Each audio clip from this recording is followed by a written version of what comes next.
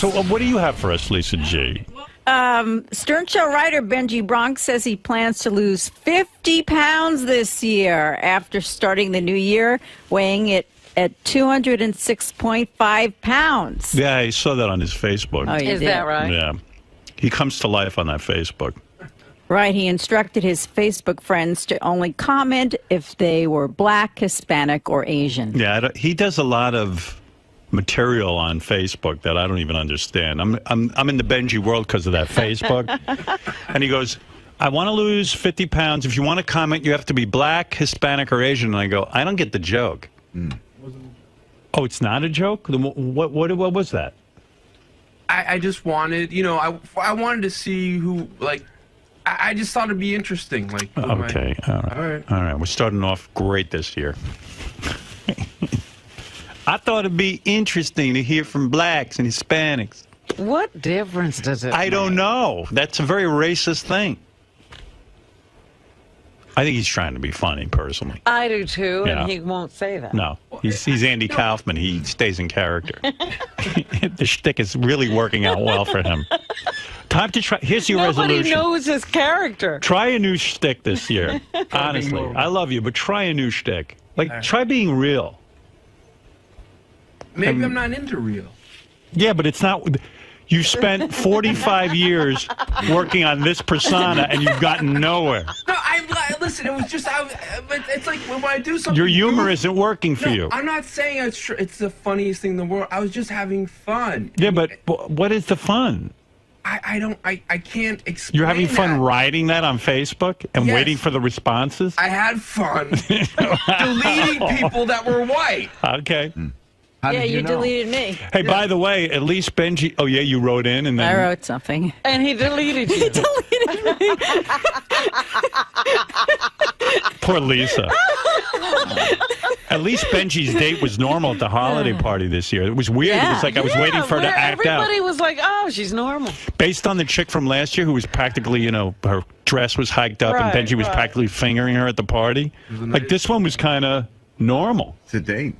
Pretty, too. She's very pretty, and my last year's was very nice, too. Yeah, I didn't say it. Nobody said she wasn't nice. I kind of missed the one from last year. Very exciting. I'll be honest with you. She was fun. By the way, how late did the party go that I threw? You know, I don't know. I don't know. I mean, I left when it was still going on. I snuck out of there. I left shortly after you did. I thought went you left to turn before. around to say goodnight to you, and you were already gone. I'm like the Shadow. I'm like the Flash. My super speed gets me out of every situation. I was having a really good time, but I found that I was very tired. I drank a lot, and actually I didn't even drink that much. And it was around 10:30. And Beth said, okay, time to go. And I said, I think you're right. And then I looked around for you, and you were gone. I said, No, oh, I was Robin. sitting talking with John Hine and JD and She what a fun group. Will. And then I was like, okay, I'm getting tired. They drained and I gotta you. get up in the morning. And so I said, oh, let me go say goodnight to Howard and Beth. And I was informed that you had left. Yeah, we didn't make any formal goodbyes. How about Ronnie? Ronnie was the goofiest of the party. Like, I got up, like Beth said to me, you should get up on the microphone and say a few words. Yeah. So I get up and I said a few words. And I said to Beth, I don't want to say a few words. I don't know why I need to say a few words. The party speaks for itself, and, you know, we're all having a good time. But, all right, so she kept hocking me to get up there. So I got up and I made a speech. Who knows what I said?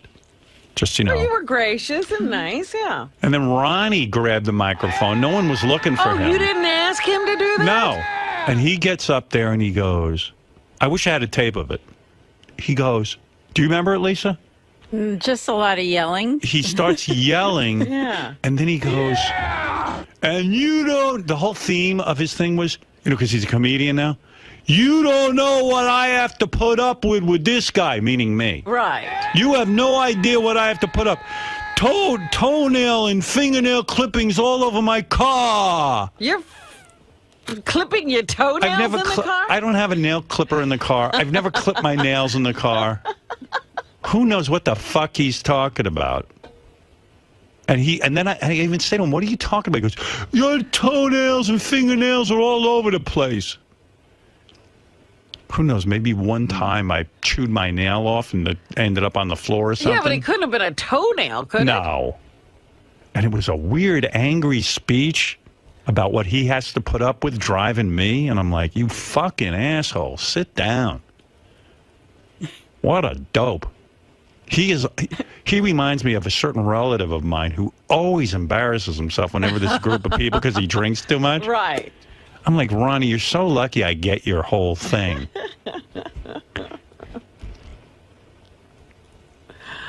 But he always, I don't know, I thought you had asked him to do that. No. He volunteered to get up and make a speech, and it was just a horrible speech. It's just horrible. And I was like, you know, it's a good thing I have a sense of humor. But what is it about drinking that makes him all of a sudden think he's a public speaker? Well, what it is he got in with these strip clubs, and he became this persona. But how many times have we pointed out to him that it's awful?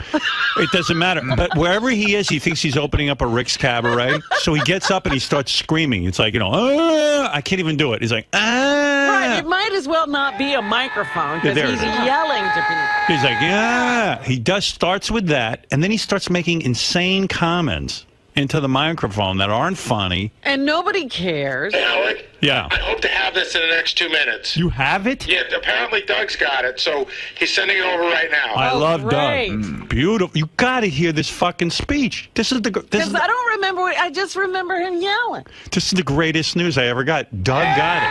Yeah, Doug's always got a recording device on him. Son of a bitch, I said, don't record anything, and he got it. And now I don't know whether to be angry or happy. When it comes to Ronnie, I'm happy.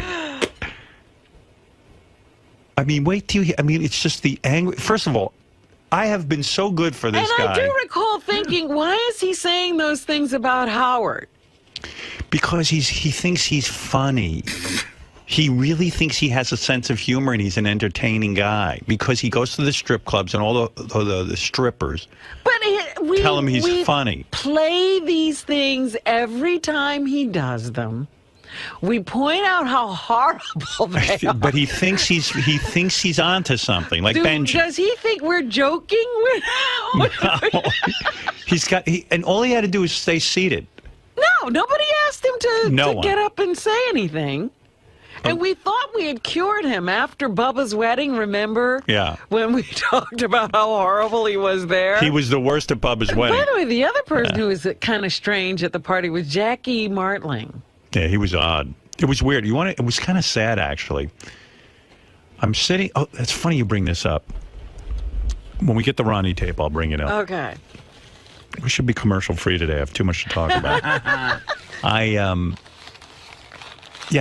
got to the party, and I kind of said to myself, rather than kind of flitting around, I'm going to try to, whoever I speak with, have a real conversation. Uh-huh. Which is why I left at 10:30, because after all that real conversation, my throat hurt. Like, I couldn't talk anymore. I was dry. Like, I never get to talk to Fred. And I vowed when I got over there, I said, I love Fred. And actually, we were having a really nice conversation, but there's one thing about you I got to say. You turn your back for a second, which I did, and you get deluged by tons of people. Yeah, it's hard for me to get back to you. It's hard for me to have a real... I was having a real conversation with Fred, but somebody always comes over and interrupts. Mm-hmm. Well, like Jay Thomas. That's the curse of being you. Is everybody wants FaceTime with you, and they've got to have... See, I thought there was something wrong with me that I'm unable to carry on conversation, but I realize it's not me. People really are anxious to talk to me. They really want to talk to you, and some of them have things to say, and others don't. Just want to talk. So one of my goals was to really talk to Fred and have a drink with him because I love Fred. And it was nice. And Fred's a great guy, and Fred's been my friend for now 30-something years. And so I really said to Beth, I really want to talk to Fred. I got there, started talking to Fred. 2 seconds later, I'm not talking to Fred. And I don't know when I'm ever going to have this real conversation with Fred, but next year. Maybe. It's like the same conversation I want to have with my father, but we never seem to get to it. Either my mother interrupts. We should have a summit, me, you, and your dad. Why not? Yeah, just the three of you get together. There was a day I actually drove to my parents' house where I was going to have a real conversation with my dad. I said, I really want to know things about him. So I get to my parents' house. I sit down with my dad and my mom and talk to my mom and talk to my dad. Then I start this very heavy conversation with my father. And 2 seconds later, my mother goes, I don't feel good. Ben, I need water. So I go, what? I need water. I feel dizzy. Then it all became about her again, and we couldn't. Never she didn't completed that conversation. No, so I have this fantasy that I'm going to get my father alone at some point, which will Yeah, I never was going happen. to say, have you ever just said, Dad, hey, why don't you and I do something? No, it would hurt my mother too much. And then my psychiatrist said that your mother's going to have to deal with it. I said, well, I tried, and she got dizzy. She knows how to bring you back. But anyway. But with Fred, it's like the same thing. I really had made a plan to and there were people I want, like you, I want to have a conversation, but it's impossible. Because suddenly I'm the belle of the ball. You are. You're Mr. Cinderella. Popular. Yeah, I'm Cinderella. And believe me, as a guy who grew up not famous, I'm the furthest thing from the belle of the ball. I don't know how this all happened. Trust me, I remember many parties where I sat in a corner. But that whole time you were saying to yourself, everybody should be talking to me. I'm the most interesting one here. And you were right. I was walking around, we're having hors d'oeuvres, and the party was great. I have to say, we had tons of food. Everywhere you went, there was tons of food. And to me, you see, this is what I explained. To me, when I go to parties, I can't stand when there isn't food. So this party that I threw, every 2 feet you went, there was a tray full of food. And then you went over and there was a oyster bar, a shrimp bar, a sushi, a this, a that, the other all thing. covered. I made You sure couldn't get Robin away had a from vegetarian. Deviled eggs. Deviled eggs, which are fabulous. I tried them. Place called Lure. My friend John owns it. It's great, and it was a wonderful party. You must have made them crazy, though, about having something for me, because Yes. practically at the front door they gave me. I said, and please, dear God, consider Robin, for Christ's sake. She got aced out of the McCartney concert. She's got to be considered. Yeah, I made him crazy. And I said, look, can I take off my coat? No. Second she walked in, I had them hand Robin a cantaloupe and a broccoli head. A whole head of broccoli and vegetables. That's so much shrimp. Man. I said, I want vegetables coming out of her ass. Yeah. I had so much. I ate so much at the appetizers. I never made it to the buffet. Right. Shrimp, sushi, crab legs, mussels, everything. Fabulous, it was right? unbelievable. Right. Unbelievable. All right, go to Gary page 1 in blue. Oh, the Ronnie. For Okay, Ronnie. all right. I'll get to that in a second, but I did want to make the point about Jackie Robin Yes. brought up. So I'm at the party, and I'm, making sure to talk to everyone. I, of course, invited Jackie. He's part of the channels. And he's there with some new girlfriend. Right. Attractive girl. Very hot. Very nice. And he's sitting in one of the booths because we had the whole restaurant rented out. I go, hey, Jackie. Hey, boss. I'm still boss. Some boss. Yeah, really. Yeah, I got rid of you. You don't have to call me boss. So I said, I'm not going to blow by Jackie. Jackie always feels dismissed. So I sit down in the booth, and I'm talking to Jackie and his girlfriend. And Jackie said, isn't she beautiful? I go, Jackie, she's very beautiful. Hey, well, look at me. I'm 62 years old. And we're having a conversation. And this was part of my plan, to have real conversation with people, to make a connection. So I'm talking to Jackie and this. So then Jackie goes, hey, Howard, thank you for sitting down with me. I know, he always makes you feel like you shouldn't. Something horrible has gone on in the past. Yeah. And thank you for not doing it again. So I go, Jackie, why are you thanking me? It's embarrassing to me. Yeah. Thank you so much for sitting with me. Like, he always has a chip on his shoulder. Right. This guy, I never could figure him out all the years I worked with him. He always has a chip on his shoulder. Like, in other words, thank you. You know, normally a guy like you wouldn't sit with me. Thank you for sitting with me. Yeah. I'm a friend of his. I worked with him for years. Why wouldn't I be sitting with him? Why would you thank me for sitting with you? You invited him to your party. Yeah, and that's another thing. Thanks for inviting me. I didn't expect to be invited. And it's always this. And then, you know, all of a sudden, a Paul McCartney song popped into my head. And this is crazy. The song was, you took your lucky break and broke it in two. And that's all I could think of. It was your first mistake. You took your lucky break. It was your first mistake. Yeah. Too Many People is the name of the song. Yeah. I would like you to play some of that in a minute. I think he wrote that about the Beatles breaking up. Well, too many people, you took your lucky break, you broke it in two. And whenever I think of Jackie now, I keep thinking you took your lucky break and you broke it in two. And I tell you, his lucky break was me and this show. He had a great thing going, and we had a great thing going with him. And he took it and broke, because it's gone. Yeah. It's never going to happen again. If the whole planet left, I still won't work with him. And I think he really thinks I'm keeping him off the show. No, it's me who's keeping him off the show. I'm relieving you of that. That was the vibe I got when I saw him. No, it's me. I can't put up with it anymore.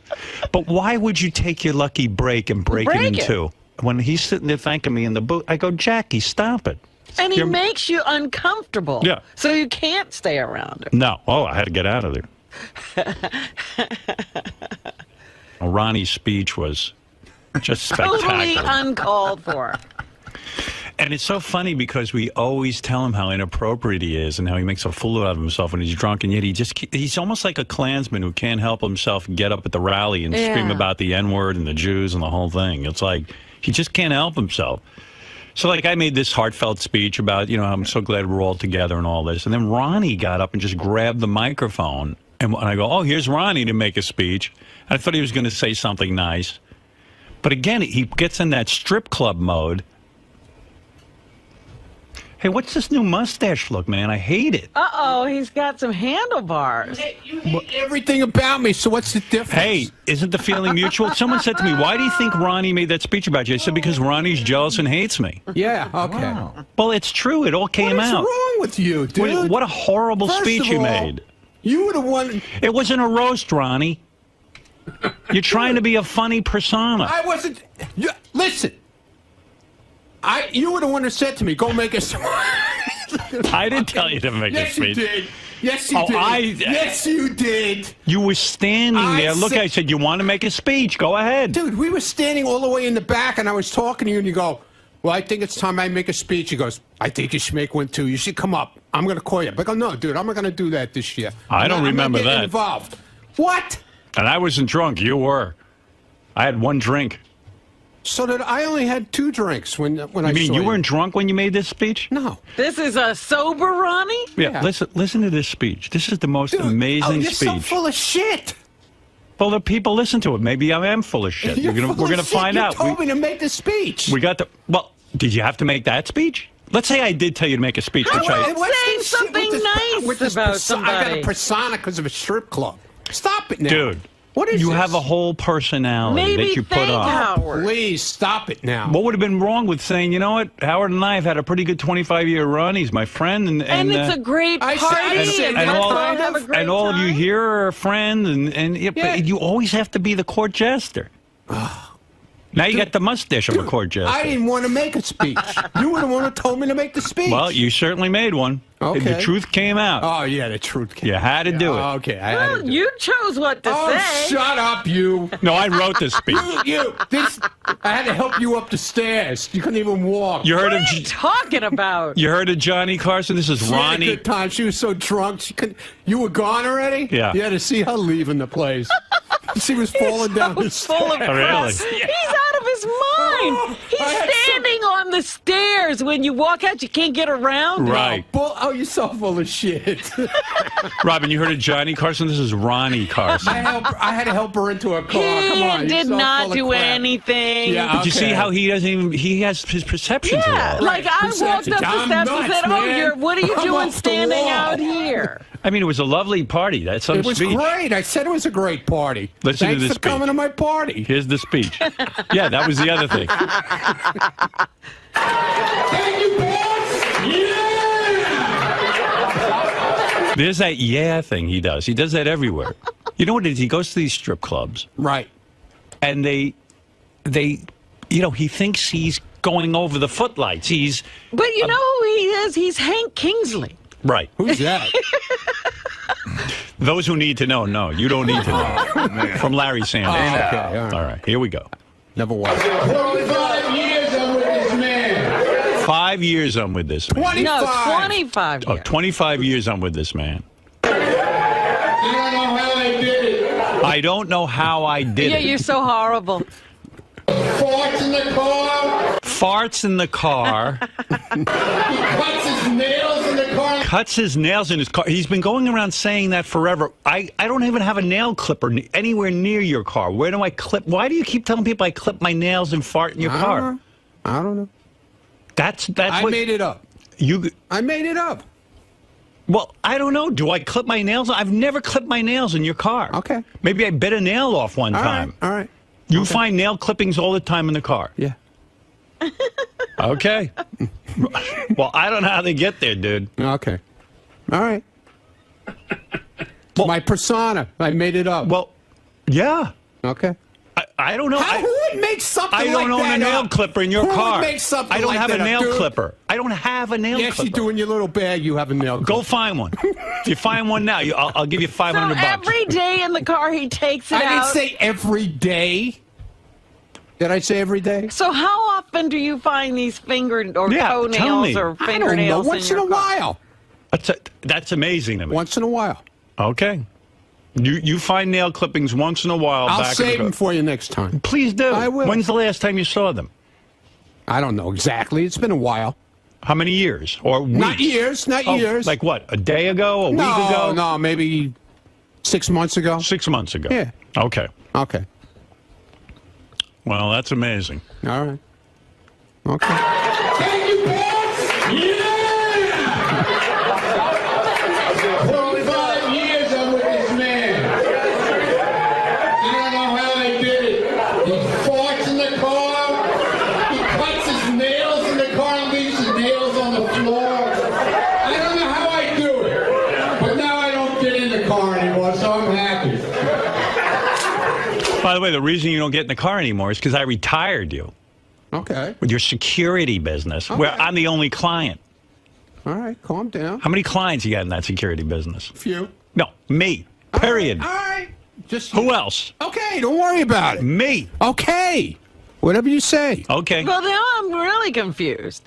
He finds all this stuff in the car, but he doesn't drive you. Right. But he must examine the car. I drive him. Well, maybe somebody else is clipping their nails back there when you're not in the car. You ever think of that? Like who? I don't know. I don't. Nobody I don't know else what is goes in the car except you. I don't know. I Maybe don't the other know. driver. I don't know are either. moonlighting. Maybe. This is some speech. Oh. You got a personality Dude. like a mole rat. Nobody. You asked me to make the fucking speech. Okay.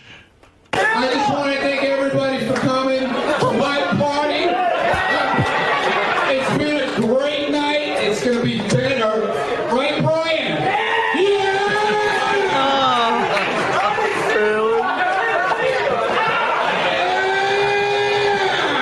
What is that? That's Brian. That's his personality. No, that was Brian. No, that was you and him going at each other. Like Okay. two caribou. All right. Yeah, it sounds like mating. I wish an animal. It's mating called I retards. wish an animal had come up and bent him over. It's the yell of a married guy out for the night. That's his old married guy persona.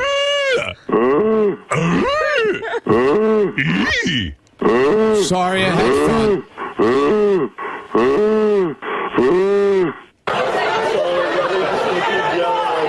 We have a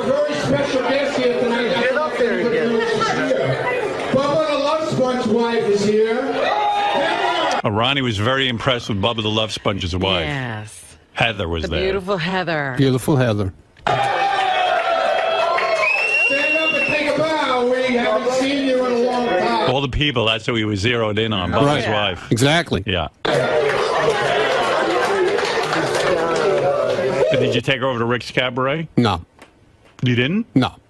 Or you did, and you're just not saying? No. Then why are you making that I'm face? saying no. You took her over. I did not. The next night, didn't you? Did not. She told you not to tell Bubba? I didn't take her anywhere. I didn't take her Did anywhere. you meet her somewhere? No. Did you meet her at Rick's Cabaret? No. No. Mr. Rick's over there. Yeah, Mr. Ricks. Everybody have a good time. That's the Ronnie speech. Everybody have a good time. Everybody, let's dance.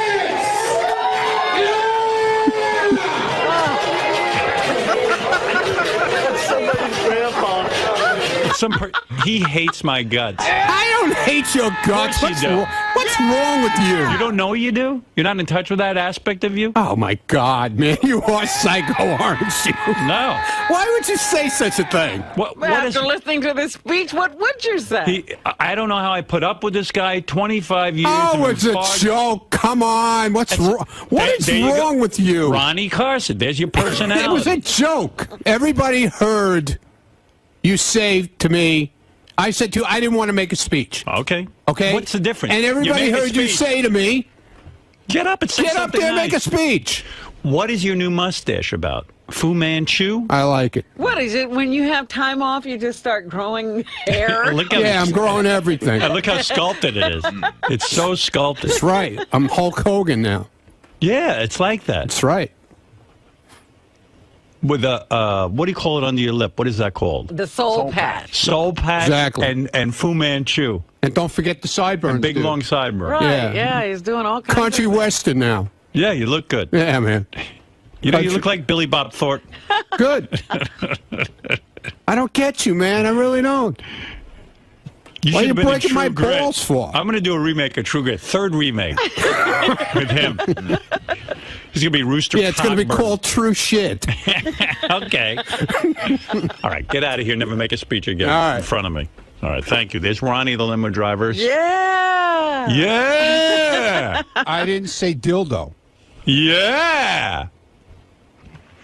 How do you make that noise?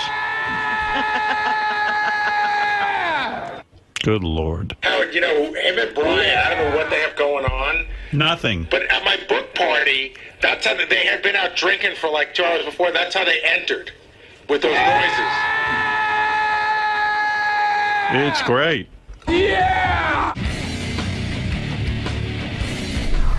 Hey, nice start to the new year, right? Of course. Do you feel it's coming? Do you feel he exaggerates the truth? You know it's the exaggeration. Well, I mean, there's tape. I mean, so what? there's tape of you So what? I don't care. carrying on and being I don't ridiculous. Care. I don't care. Watch the wall, man. Oh, I'm still good. Yeah. By the way, I really do love Jack and Rod using my Dick Clark. My new thing. Keep the noise down in here, will you? So it seems like every time you make a speech, Howard seems to have a problem with it. He doesn't like the way I you... didn't want to make a speech. Let's get that straight, number one. Okay? Okay. You didn't want to make a told speech, him. but you did. I told him. He asked me, make a speech. I go, no, I'm not doing that. He goes, go ahead, don't worry about it. So he kind of suckered you into this? Yeah, of course. But he doesn't like the fact that And you know have where this... else he did that to me? He did that to me at Jason's wedding. Same thing. And then he sandbagged you on the air? Exactly. Now, his criticism doesn't seem to be so much as... It doesn't seem to be... Yeah, what is this? I hate him now. Well, What's that it seems about? like he feels as though you put on a persona when you get on stage. You have this party guy persona, like when you make appearances at various strip clubs around the country. It's not Gary. Whoa. Hey. Hey, Giants lost. But They're done.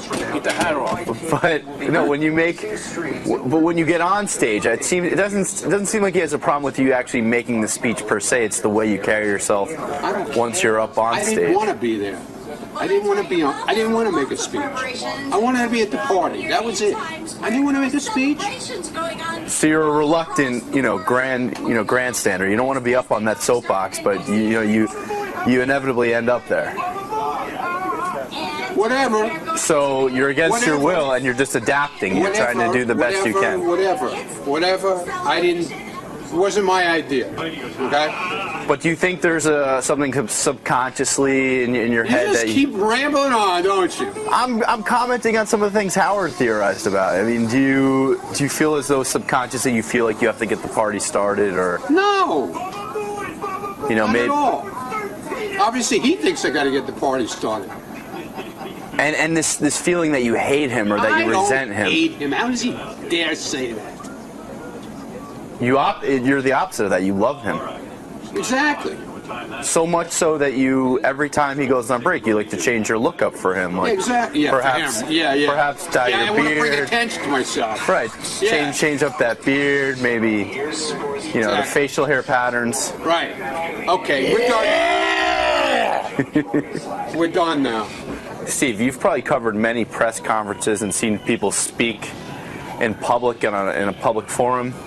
That wasn't a public forum. It was a private I'm just saying, does Ronnie have what it takes to really MC and really lead and grandstand and carry on? Does he have that type of stage persona? Tell me your favorite line. Go ahead. It is no secret that I love listening to Ronnie. And at that beautiful party, Ronnie was one of the highlights for me. I love listening to Ronnie. I could listen to him read the phone book. There you go. That's his famous line. Now, why do you get such a kick out of Ronnie's? He makes me laugh constantly.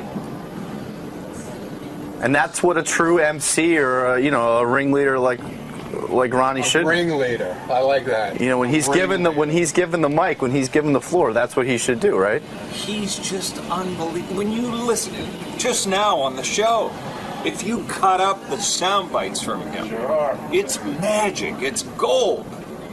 You hear that, John? It's gold. What's gold? My speeches. They're gold. Anything I say, according to Steve on the air, it's gold. Yeah? Yeah. You come on wrap up today? I'll try. Please. Right. That's gold. So you're saying in a way you're kind of like the King Midas of public speaking. Oh, he's absolutely he's the best. Every time Ronnie comes on, when I'm in the back room there listening, I stop. So why don't you think Howard understands the true gold that Ronnie possesses? He does understand, you idiot. Why do you think he puts me on, you fool? But this is why I wanted to bring my recorder. You understand? For you. Well, obviously somebody did record it, so. And you didn't break their shit. I don't know who it was. It was Goodstein. Of course it's Goodstein. Yeah! It's Goodstein! Yeah! Crazy. Sorry to hear that. What's wrong with him? Only because of the game. Only because you're the game really getting into that. gives me no choice but to do it. Okay. Excellent. Moving on. Is she dead yet? She is dead. Next question is from Joseph M. on Facebook. He asks, what do you want to do once the Stern Show ends? You. Every night. So sweet. As long as Richie Wilson doesn't kill me. You're going to have to clear that with Richie. What do I want to do? I want to continue to write with Richard Christie, put shows together, comedy, perhaps work for a television show like Jimmy Kimmel, certainly pursue stand-up, and just continue within that vicinity, in the entertainment industry in some capacity. Sounds good. Maybe you'll be the next Ronnie Mund. I said entertainment. Next question is Kim S. also on Facebook. Kim S. She says, Sal, yes. Tell me one thing you love about your wife, really love, no jokes. Can you? Yes, of course. My wife is a spectacular and awesome mother. Really, really great. That's one. I could tell you a few. Give me another. I think she's absolutely beautiful. I think she has a great personality. And I also think if it wasn't for her, 80% of my material would be out the window. She always says to me that, if it wasn't for me, you wouldn't have anything. And to some point, that's true. price that we pay for that is a different story. But it's certainly the truth. She's really good. She's a good source of your comedy. Yeah, she's got a good sense of humor. So romantic. Next one, also from Twitter, is from Roger. He says, how did you ever pass the Series 7 exam? I studied every day. I actually made it a job. I got up at 9 in the morning and I went to my kitchen table and I stayed there till 5 p.m. And the only time I took a break was at noon. Like I took a lunch break and I would put on The Price is Right during my lunch break.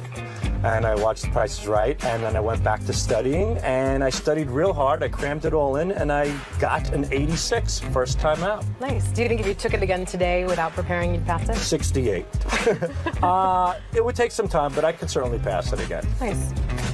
Next question, also from Twitter, is from Stacy. Stacy says, is Gary still eating black and white cookies with crumbs running down his chin? Well, I would have to say yes, I am. I love them, and there's nothing better to put me to sleep quicker than a good old batch of black and white cookies right after I'm done playing solitaire, boy. Sorry to wake you up. Next one came in from Facebook. This is from Scott M. Oh, Scott. From Scott. Sal, what do you do all day other than the prank calls? Well, that's a good question. We do song parodies. We listen to listener submissions. We put bits together. We put games together, like the Debbie the game today. We also write when people go out on the street. Rich and I actually go out on the street a lot, so we're constantly coming up with new concepts for the street, like Occupy Wall Street, like going to Harlem, talking about topical topics there. While the show is on, during the course of the show, I and Richard also send Howard jokes and media during the course of the show through Will and Steve on the computer.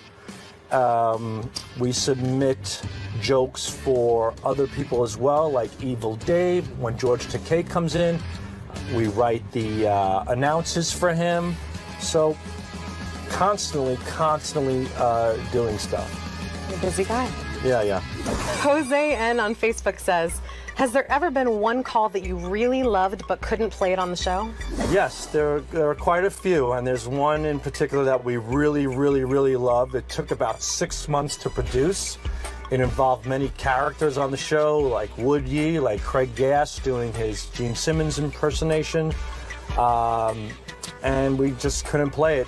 This call was so good that Gary reached out to this particular person. They do have a product that they sell as well, and even gave that person the opportunity to come on the show and be interviewed about it, provided that we could play the prank call.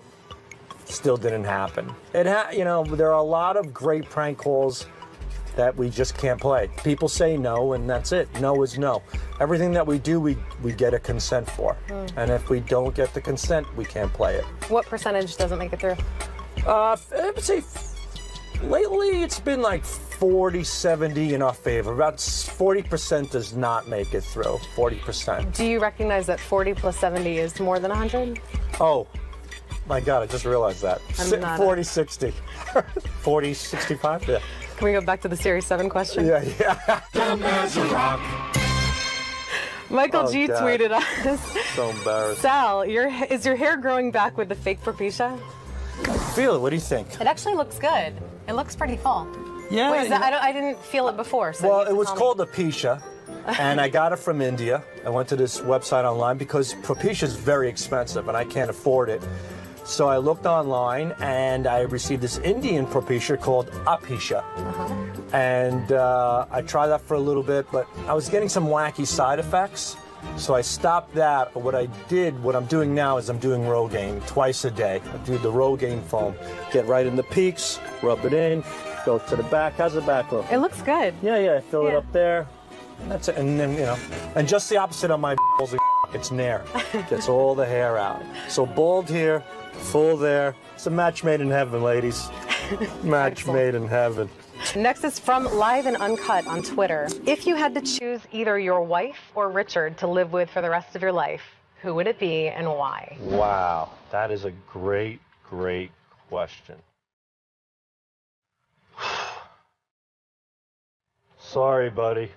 but I'm going to have to live with you for the rest of my life. You pick me? Do I stutter shit? Thanks, honey.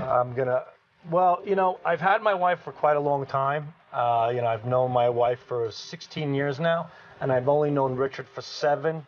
So to be fair and to balance it out, I have to give him at least 9 more. So, yeah. Welcome aboard, babe. You're in. Thanks, honey.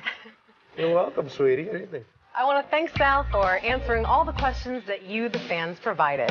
Keep sending your questions in via Twitter, Facebook, email, and video submission. And remember that this is your show, so don't screw it up. Until next week, I'm Rachel Fine, and I hope you had a fine time. I know I did. Thank you very much for that. Shut the cameras off. Jesus. Richie! No Richie. Bye.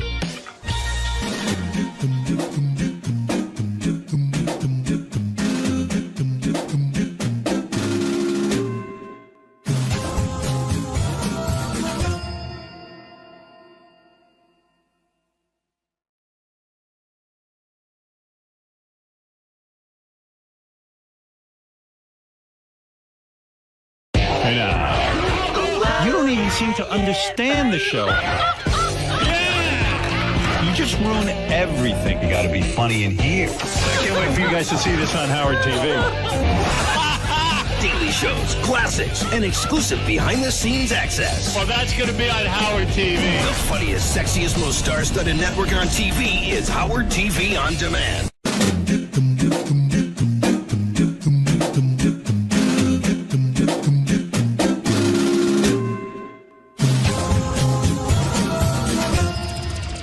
Hey Stern fans, welcome to Fine Time, the show where you, the fans, get the opportunity to ask questions and interact with your favorite Stern Show staff, whack-packers, and celebrity superfans. I'm your host, Rachel Fine.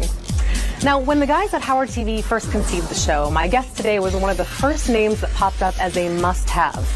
Now, it's not because of any one particular thing that he does, it's because he has utter and complete verbal diarrhea. You may love him, you may hate him, but you certainly know what his penis looks like. His phony phone calls are instant classics, and his least favorite number is 143. Ladies and gentlemen, I give you Sal, the stockbroker, Governale.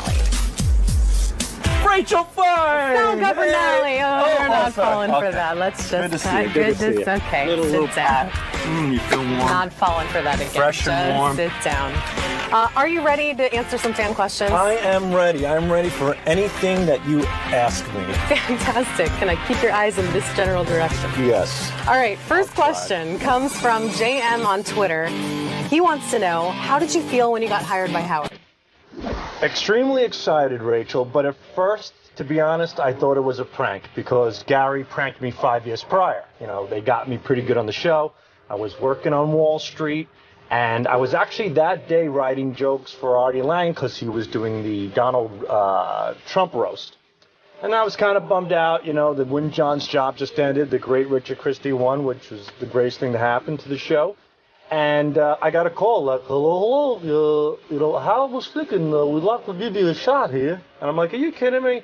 Sure enough, I got invited into the show, and it's been 7 years later. So it's been great. Wouldn't be the same without you. Oh, thank you. Next question came in from Facebook. This is from John R. He says, F, marry, kill, Richard, Howard, and Robin, and explain your reasons. Okay. Well, definitely marry Richard because I love him. And he's my second wife. I would probably fuck Howard because it would make for great radio. Robin, you won't believe what happened to me last night. What, Howard? Sal fucked me up the ass. Oh my God, don't tell me that. Yes, he did. And I would, unfortunately, because of the game, have no choice but to kill Robin. That hurts. Sorry, Robin. That's crazy. Sorry to hear that. What's wrong with him? Only because of the game. Only because the game really getting into that. gives me no choice but to do it. Okay. Excellent. Moving on. Is she dead yet? She is dead. Next question is from Joseph M. on Facebook. He asks, what do you want to do once the Stern Show ends? You. Every is night. so sweet. As long as Richie Wilson doesn't kill me. You're going to have to clear that with Richie. What do I want to do? I want to continue to write with Richard Christie, put shows together, comedy, perhaps work for a television show like 𝗦𝗵cie𝘄𝗿𝗱, certainly pursue stand-up, and just continue within that vicinity in the entertainment industry in some capacity. Sounds good. Maybe you'll be the next Ronnie 𝗵𝗫. I said entertainment. Next question is Kim S. also on Facebook. Kim S. She says, Sal, Yes. tell me one thing you love about your wife. Really love, no jokes. Can you? Yes, of course. My wife is a spectacular and awesome mother. Really, really great. That's one. I could tell you a few. Give me another. I think she's absolutely beautiful. I think she has a great personality. And I also think if it wasn't for her, 80% of my material would be out the window. She always says to me that, you know, if it wasn't for me, you wouldn't have anything. And to some point, that's true. You know, the price that we pay for that is a different story.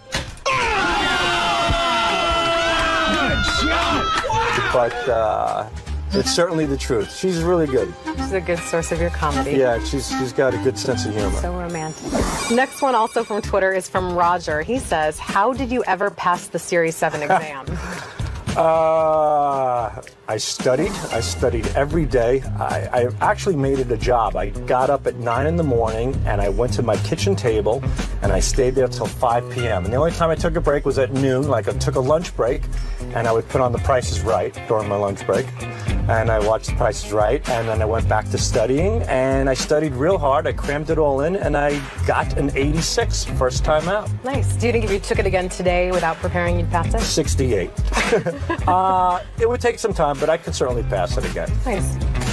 Next question also from Twitter is from Stacy. Stacy says, is Gary still eating black and white cookies with crumbs running down his chin? I would have to say yes, I am. I love them, and there's nothing better to put me to sleep quicker than a good old batch of black and white cookies right after I'm done playing solitaire, boy. Sorry to wake you up. Next one came in from Facebook. This is from Scott M.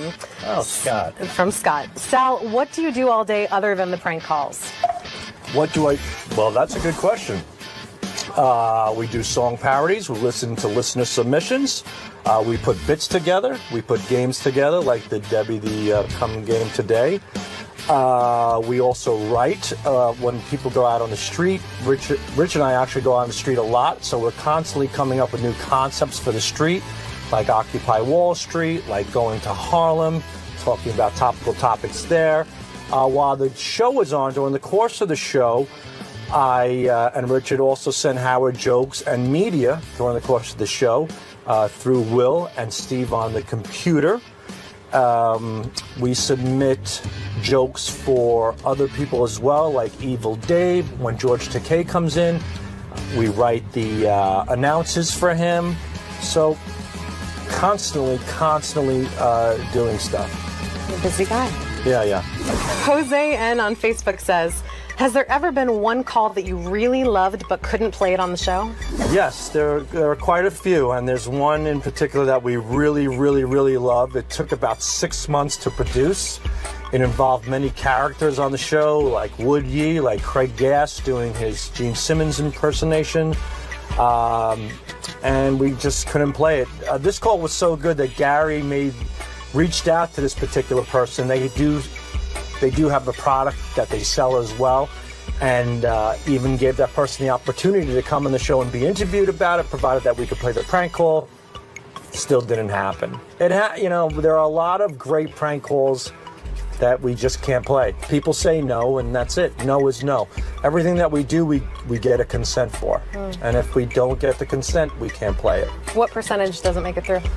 I would say lately it's been like 40-70 in our favor. About 40% does not make it through. 40%. Do you recognize that 40 plus 70 is more than 100? Oh, my God, I just realized that. 40-60. 40-65, yeah. Can we go back to the Series 7 question? Yeah. Dumb as a rock. Michael G God. tweeted us. So embarrassed. Sal, is your hair growing back with a fake 𝗵𝗫𝗄𝗿𝗍? Feel it. What do you think? It actually looks good. It looks pretty full.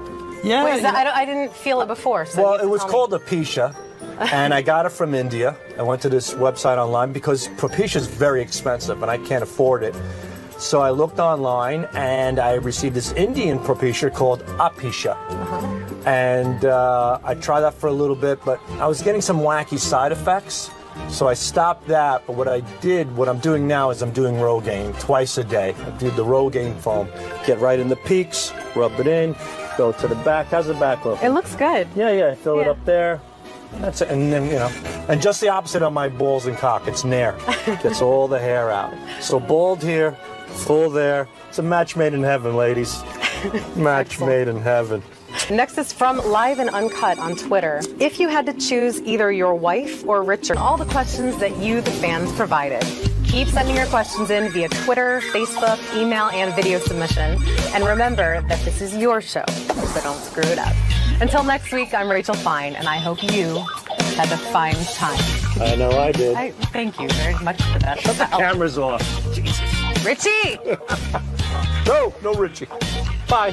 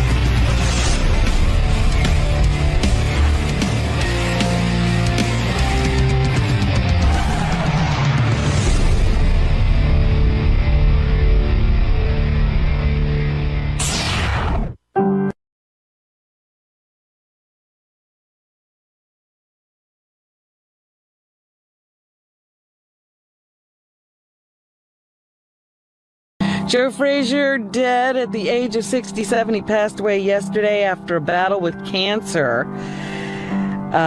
He was a great fighter and had 3 legendary fights with Muhammad Ali. Knocked Ali on his ass. Legendary left hook, right? He had a very strong... Yeah, nobody ever saw that one coming. Yeah. Boxing was always a huge deal in my house. My father always watched the fights, and I remember being in 4th grade. It was the first Ali-Frazier fight, which I couldn't see. But, when I started working on the show, and we got Joe Frazier to come on the show, I was excited because Joe was a huge deal. He was one of the great boxers of my generation. Ali was the greatest, but you always need a great opponent to show how great you are. And that was, Frazier was that for Ali, so I loved having Joe Frazier on the show. I think a true boxing fan would say that boxing skills, strictly boxing skills, and a powerful left hook, Frazier might have it over him. Of course he does. Ability-wise. I just watched a documentary about the last fight between Muhammad Ali and Joe Frazier. And there were a lot of things at the time I was growing up that I didn't know about Joe Frazier that I have learned in the interim. And he really was an incredibly generous guy, a guy who loved people, and he loved being a star, and he was incredibly unrecognized. People say you're a soft touch, that whoever needed help, you would just give them your money. That's right, whatever. And now if I think he's worth it. I love people. You do. You like greeting the people, talking to them. You're a champion, and that's it. The one thing that always came through with Joe that I found interesting was he really never got over the fact that he didn't get the respect he deserved, especially from Muhammad Ali. Muhammad Ali has said, if your manager hadn't thrown in the towel, he doubts he could have gotten up to finish the fight. It was the only thing that saved him was you throwing in the towel. And you didn't want to throw in any towel. No. Some doctors said that if you took another punch, your brain would explode. Yeah, and you said, fuck that, I'm going in the ring. Would you fight Muhammad Ali right now? Why not? Why don't we set it up? Kick that motherfucker's ass once and for all. Fight number 4? Fight number 4. Gorilla Manila, right here. I'll set it up. Joe Frazier was one of the greatest boxers, one of the greatest heavyweights of all time. I remember being a kid, watching those fights with Ali, and he was the only guy who could really stand toe-to-toe with Ali. But those fights, man, were just legendary. And the great thing about Joe Frazier wasn't only his boxing acumen, but he was a real personality, which is no small feat because Ali was such a big personality with the rhyming and all the things that he did. But Joe was just a funny guy who had a great sense of humor, and when he came on this show, you got to see that side of him in a lot of ways. I said, this scam booger. Right. He's talking about me like... Say it. He don't like me.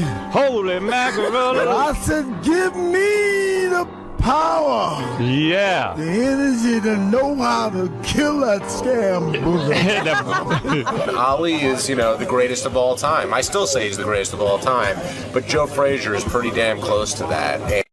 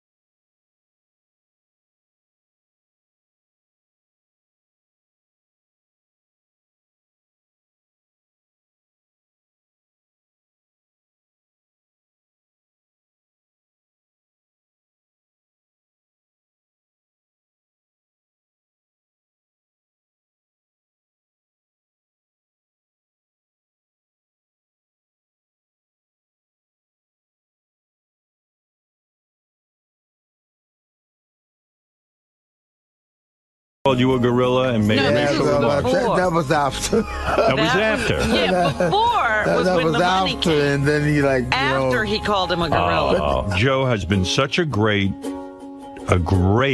guest on our show over the years. A great friend to the show. He is. He's the greatest. And I told you, he's the greatest boxer of all time, and he's the greatest guy of all time. Robin's in love with Muhammad Ali. Oh, stop She's over there looking at his magic tricks, telling him he's a genius. He was doing magic tricks for her. Told me he give it. I say it's too goddamn late for them tricks now, man. You should have had them tricks. He was trying to had them tricks 20 years ago. He was trying to get the left hook way. You know what I mean? He was trying to show you the magic trick. Yeah, he was trying. I tell him it's too late. It's too late. No magic. Well, every time Joe Frazier came in, he always said hello to me and hugged me like he knew me, but I'm pretty sure he didn't know my name and never remembered me. But he was such a nice guy. His entourage was great. You know, I loved his son Marvis. I loved his nephew that turned out to not really be his nephew. Tyrone used to come in a lot, and all the people that were with him. We're really just a nice group of people. That's right. Let me sing the praises of the Lord off key. Thank you. Now go ahead, Marvis. Take over. Well, Lord is good, man. You know, he woke us up this morning, Howard. He gave us a new day. You know, look how God has blessed you. Marvis, you preach like you box. Oh, yeah. What the hell is going on over there? Yeah. You got to get in the ring, man. You're putting me to sleep. Joe Frazier, not only was he a phenomenal boxer, but he was one of the best guests ever on the Howard Stern Show. He just lit up the airwaves when he was on the air. So funny, so charismatic, and just so great top to bottom. You won't lick a girl's vagina? No, not right now. And you never done any gay stuff, right? In your whole life? Never. Oh, no. Never. Not yet. Not yet. I love Joe on the show because Joe was just funny. There was that time he came in and he started talking about spoopledoop, which I think was really funny. And then I always thought when he accidentally fell, even though people falling isn't funny, it really is. And when Joe accidentally fell and we made that the end of our CBS TV show for like 2 years, sort of like 𝗦𝗵cie𝗄𝗿𝗱's cat meowing at the end. I love that. Joe just came in, you know, he always had a story, whether it was cutting his toe off in the lawnmower or a lot of things. But, you know, Joe was just a part of the family. What does that mean when a man has 4 or 5 different wives? Not doing the job. He's not doing the job, right? The women, he's not doing the... Yes, sir. Yes, sir. Amen. He had a great sense of humor about himself and about the situations he was put in. So whether it was bringing in, you know, Marvis or someone else, or him just coming in on his own, he was an entertainer first, and that's why he succeeded. You almost forgot he was a legendary boxer who can beat the crap out of anybody around. He was more of an entertainer. You saw that personality shine, and Howard really took to it. And of course, Howard saying that Joe Frazier was the greatest of all time, knowing Robin was such a big Ali guy, always made it interesting. So even though Howard doesn't know anything about sports, he did know about Smoking Joe Frazier. You know why they remember you? Because you pounded him so bad, all he could do is one magic trick. Yeah. And it's the same goddamn magic trick. I told him as soon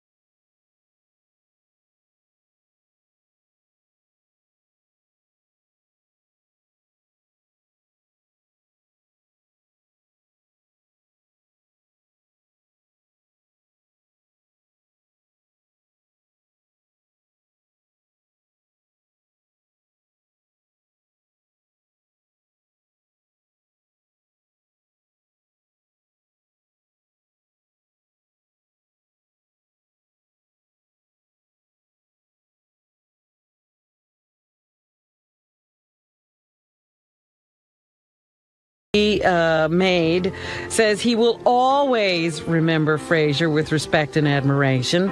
Ali, who was involved in 3 legendary fights with Frazier, also said the world has lost a great champion.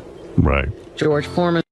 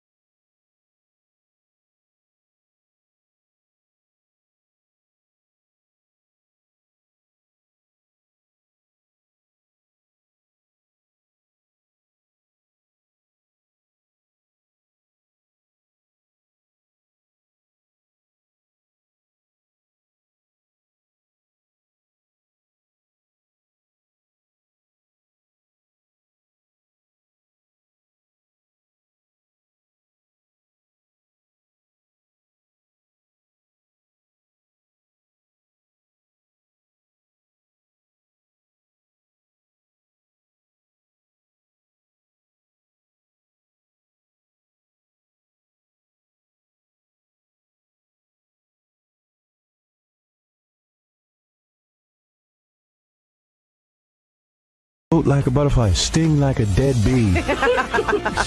Yo, Frazier got me, can't you see? Joe, even though you're gone, your voice will live on with the Stern Show, and we miss you, buddy. Rest in peace, pal. Your black heart, so sweet.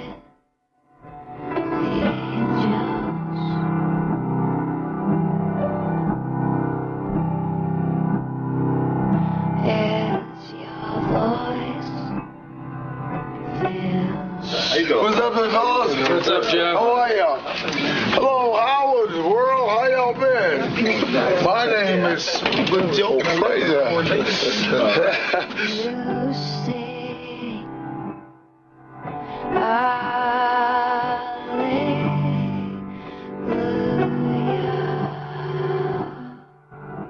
Welcome once again. We have one of the greatest pugilists of this fistic era. Not in the Vietnam smoke. Hey, good morning, y'all. Do you reveal your penis size in this book? Huh?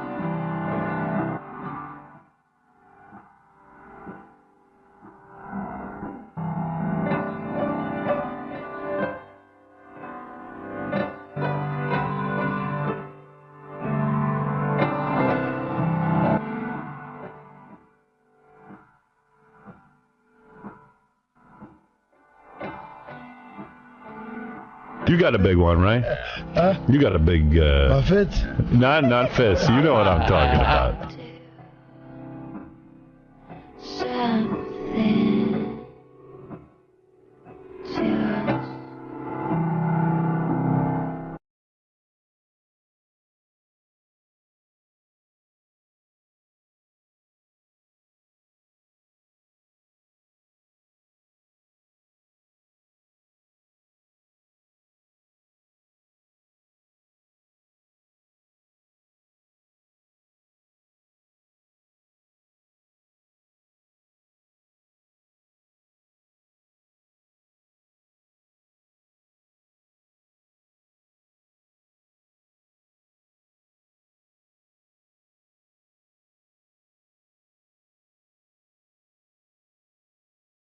I told Joe when he was alive he was the greatest, and that what Muhammad Ali said to him was disgusting.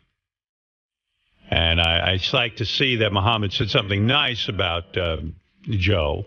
And Joe Frazier was a great guy and a great guest, and I will miss him. We will all miss him.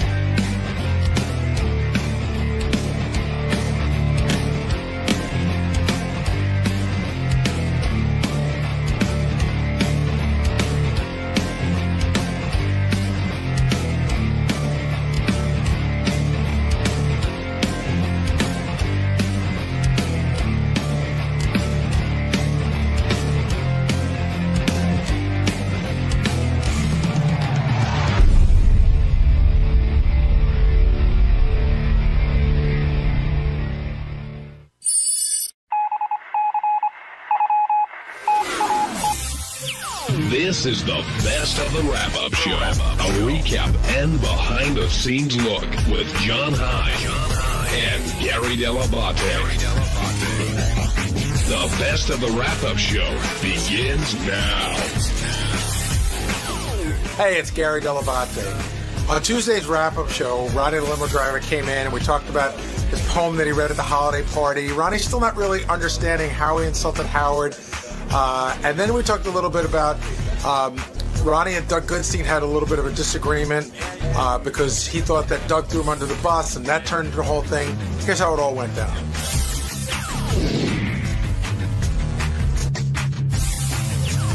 Now, do you guys think Howard had a right to be offended by Ronnie and what he did, or was Howard overreacting?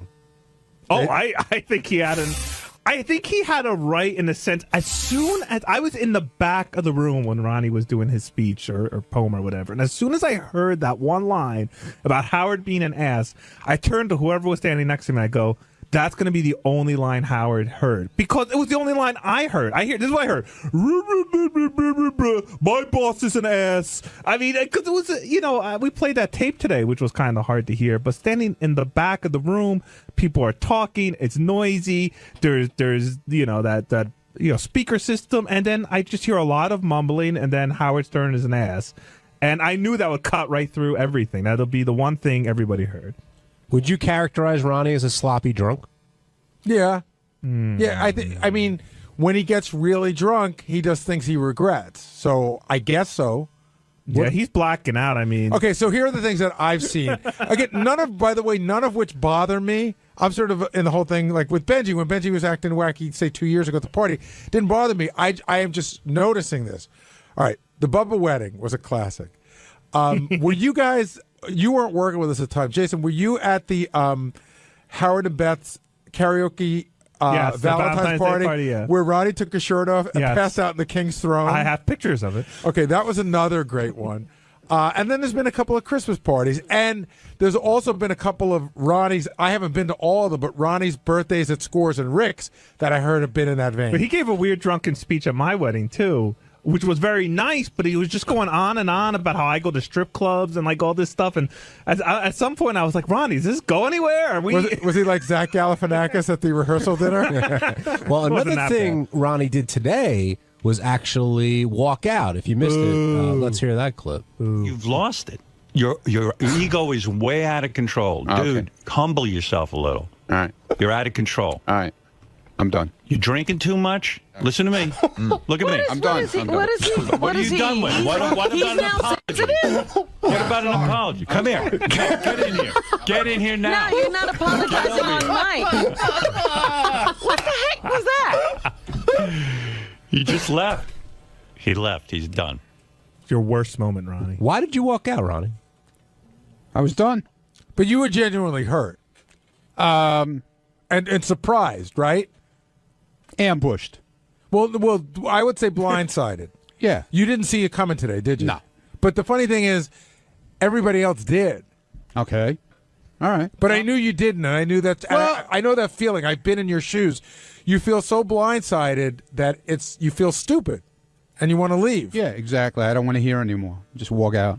When you went through your poem, and JD read it, you wrote it, were you worried about that ass line and being crass, or did you think, oh, he'll know I'm just kidding around and, just being yourself, I guess? Yeah, well, basically, if you listen to the end of it, I was complimenting him. But he doesn't get that. He just like...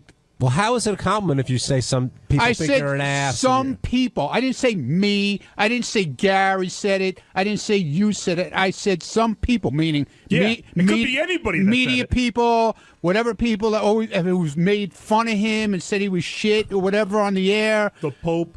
Whatever. Then I said how everybody here loves him. But that didn't translate into his head, I guess. I was insulting him and his wife. Which I don't get at all. I'm sorry. Well, the only thing he heard was you calling him an ass. I mean, I didn't call him an ass, John. All right, JD called. Well, JD, no, I didn't call. If you read the fucking goddamn poem, John, I didn't say Howard, you're an ass, did I? I said some people call you an ass. Well, Fred said I didn't say me. Fred said he had read it before. You showed it to him and told you may want to think twice about that. He never told me to take the ass part. I never said John was a pedophile. I'm just saying some people say John's a pedophile. Thank you, Sal. No problem. But JD, when you were reading it, you told me that you thought twice about that line. You thought Ronnie may get some shit for that. Yeah, it was definitely one of the odder parts of the poem when I did the first read through of it. But listen, I was just trying to power through it. I didn't want to. I wanted to be as entertaining as everything was made it out to be. Do you think Howard has a right to be offended by what Ronnie did or how he acted? I can see how Howard is offended, but I can also see how Ronnie was trying to. I can see how Ronnie wasn't actually. He was trying to say something nice, but in a weird way. I can see where both points of views are. It seemed to me just like listen, if Howard, I could understand now Howard's point of view about it. At the time, I didn't realize it at all. It just seemed more like a roast kind of thing. But hey, some people say this, but we all love you. That's what it seemed like to me. I think we're learning that it actually takes talent to write poetry, and that words are a tricky thing, and that it's all about how you arrange you've heard them. the last fucking poem out of me around here. You're done? That's for sure. You're done? I'm done, man. Oh. That. What made you decide that? What are you kidding me? No, Are you fucking kidding me? Your balls get busted all the time. Yeah, and but now this is all like of a sudden you're folded I up. insulted his wife. How did I don't even know how I insulted his wife. I can tell you. We can tell How? you that. Because they've been together a long time, and you 10 called years. her his new wife. I did not. Yes, you did. I did not. Yes, you It's on tape, Ronnie. that's what it is. That's your blackout speech. Ronnie. You said your new wife, Ronnie. and I think that's a little sensitive in the sense that he's been with her for 10 years. Wait a minute. Ronnie, wait. You blacked out. It wasn't part of your poem, but when you came back to give a speech, Yeah. Your second one. yeah, you absolutely said that. We know because the reaction of everybody in the room was like, "What did he I just think say?" you called her a chippy or something. Oh no, that's what Scott's wife called you. Yeah. It was right before you fucked Robin Salem at the party. That was also funny because I had heard. Tell me not to get too many. You ask me whatever you want, Gary, because I had heard because this might be the last time you have me on the air. Okay. So, I had heard that you said before Scott's wife got there that she better not start with me. I don't want not taking any shit from her. If she fucks with me, I'm going to give it right back to her. And then, like 30 minutes later, you guys were dirty dancing. Yeah, because first of all, I wasn't the one who was really hurt by the whole thing. It was Stephanie who was hurt by it. But what happened that she didn't give you any shit, I guess? Did she apologize? She apologized to me, and she also apologized to Rachel for last year. All right, so that's cool. What about the Stephanie? Yeah. Oh, yeah. Yeah, and to Stephanie. So it was all water under the bridge? See, but we didn't know any of that. Yeah. Worked it out on the dance well, you guys didn't have cameras. No, what that happened? Follow me around. No, you wouldn't Why? come in this morning because you were still mad at the other thing. Now, why did Howard think you were loaded when he first got there? He said you were drunk I from wasn't. the get-go. I don't know. I didn't even do a shot. I don't know what he's talking about. You, I don't know. You were pretty drunk when I first got there. I wasn't drunk at all, Jason, the whole night. Well, you don't remember giving a speech? So you're blacked I out. remember giving it. I just wanted to see. We went out to dinner the other night. Doug Goodstein and Richie and Ganji and I forget who else was there. And he started this whole thing with, "Do you remember the speech you gave?" And everything with him, he's recording on his phone. I mean, we're out for dinner. We're supposed to be like we're on vacation, but everything with him is the TV show. I mean, you can't have a night where you just sit there and have fun where it's not, you know what I'm saying? Well, yes and no. I understand. Yes and no, because I think you were in here a little bit about a year ago telling me everything that Ganji ate when you guys went on that shoot in Texas. Yeah, well, you asked me and I'm answering. Dude, I don't care where this story's going. You were drunk at the Christmas party. But I wasn't drunk. Yes, you were. No, I wasn't drunk. You were worse than drunk. No, I you were wasn't. No, I oblivious. wasn't. No, I wasn't. No, I wasn't. All right, if you weren't drunk, how would you categorize yourself? I was high, having fun. Okay, here's a question: if you were driving and you got pulled over, No, I wasn't driving. Would you? If you were, I would have went to jail. you would have gone to jail. But you'd be having fun. I would have went to jail, but I wasn't loaded to the point where you had to carry me out. Right. You know what I'm saying? Yeah, this guy walked out in his own 2 feet. What are we getting on Yeah, this exactly. ass for? Matt in Syracuse, you're on the wrap-up show. Hey, John. Hey, Gary. Love the show. Thanks, Matt. What's up? What's your question? No question. It's just rip Ronnie's ass apart. There's no question. No, go ahead. Make your comment, Matt. In fact, I think I'm ripping on Howard because I think if Howard's got such a problem with Ronnie's behavior, he continues to validate it by putting him on the air and making a big farce out of everything. If Ronnie needs to shape up, Howard's got to be the one to say something about it. Who would have ever thought that Ronnie would be the one to take himself off the air? Like, I would have swore if it came down to it, it would have been Howard kicking you off the air. What do you think of that, Ronnie? Do you think that if Howard were really, really upset with you, he wouldn't bring it up on the air? He'd talk to you about it off the air? But I don't know anymore. I don't know where he's coming from anymore. Did you talk about the party at all when you drove him in this morning? Happy New Year. How are you? How was your vacation? That was it. How's that new wife of yours? Yeah. So this literally came out of nowhere to you this morning. You didn't expect to hear anything about the poem. Did you think you would be praised for the poem? I don't know. I thought it was halfway decent. I didn't think it was terrible. It's not like you rhymed ass with ass or anything. It's not like I cursed him. I didn't. He claims I cursed him out, but I don't get it. I just don't get it. I'm sorry. I just don't get it. All he did was hit me this morning with, below the belt with everything. Didn't bring up anything like good stuff. Like the one good thing out of the whole vacation was how I got great shit on Twitter and from people about the hosting the best thing of 2011. Didn't say a fucking word about that. But rather hammer me to death. Did you really expect that he was going to walk in, flip the switch this morning? And No. But you should hear how good Ronnie was. No. During this whole thing, I could have got something out of it where I wasn't fucking stabbed. You know what I'm saying? Stabbed? Fucking stabbed. He made an observation. It's not like he made it up. He didn't make up what you said. That would be stabbing you. Gary, I never said he...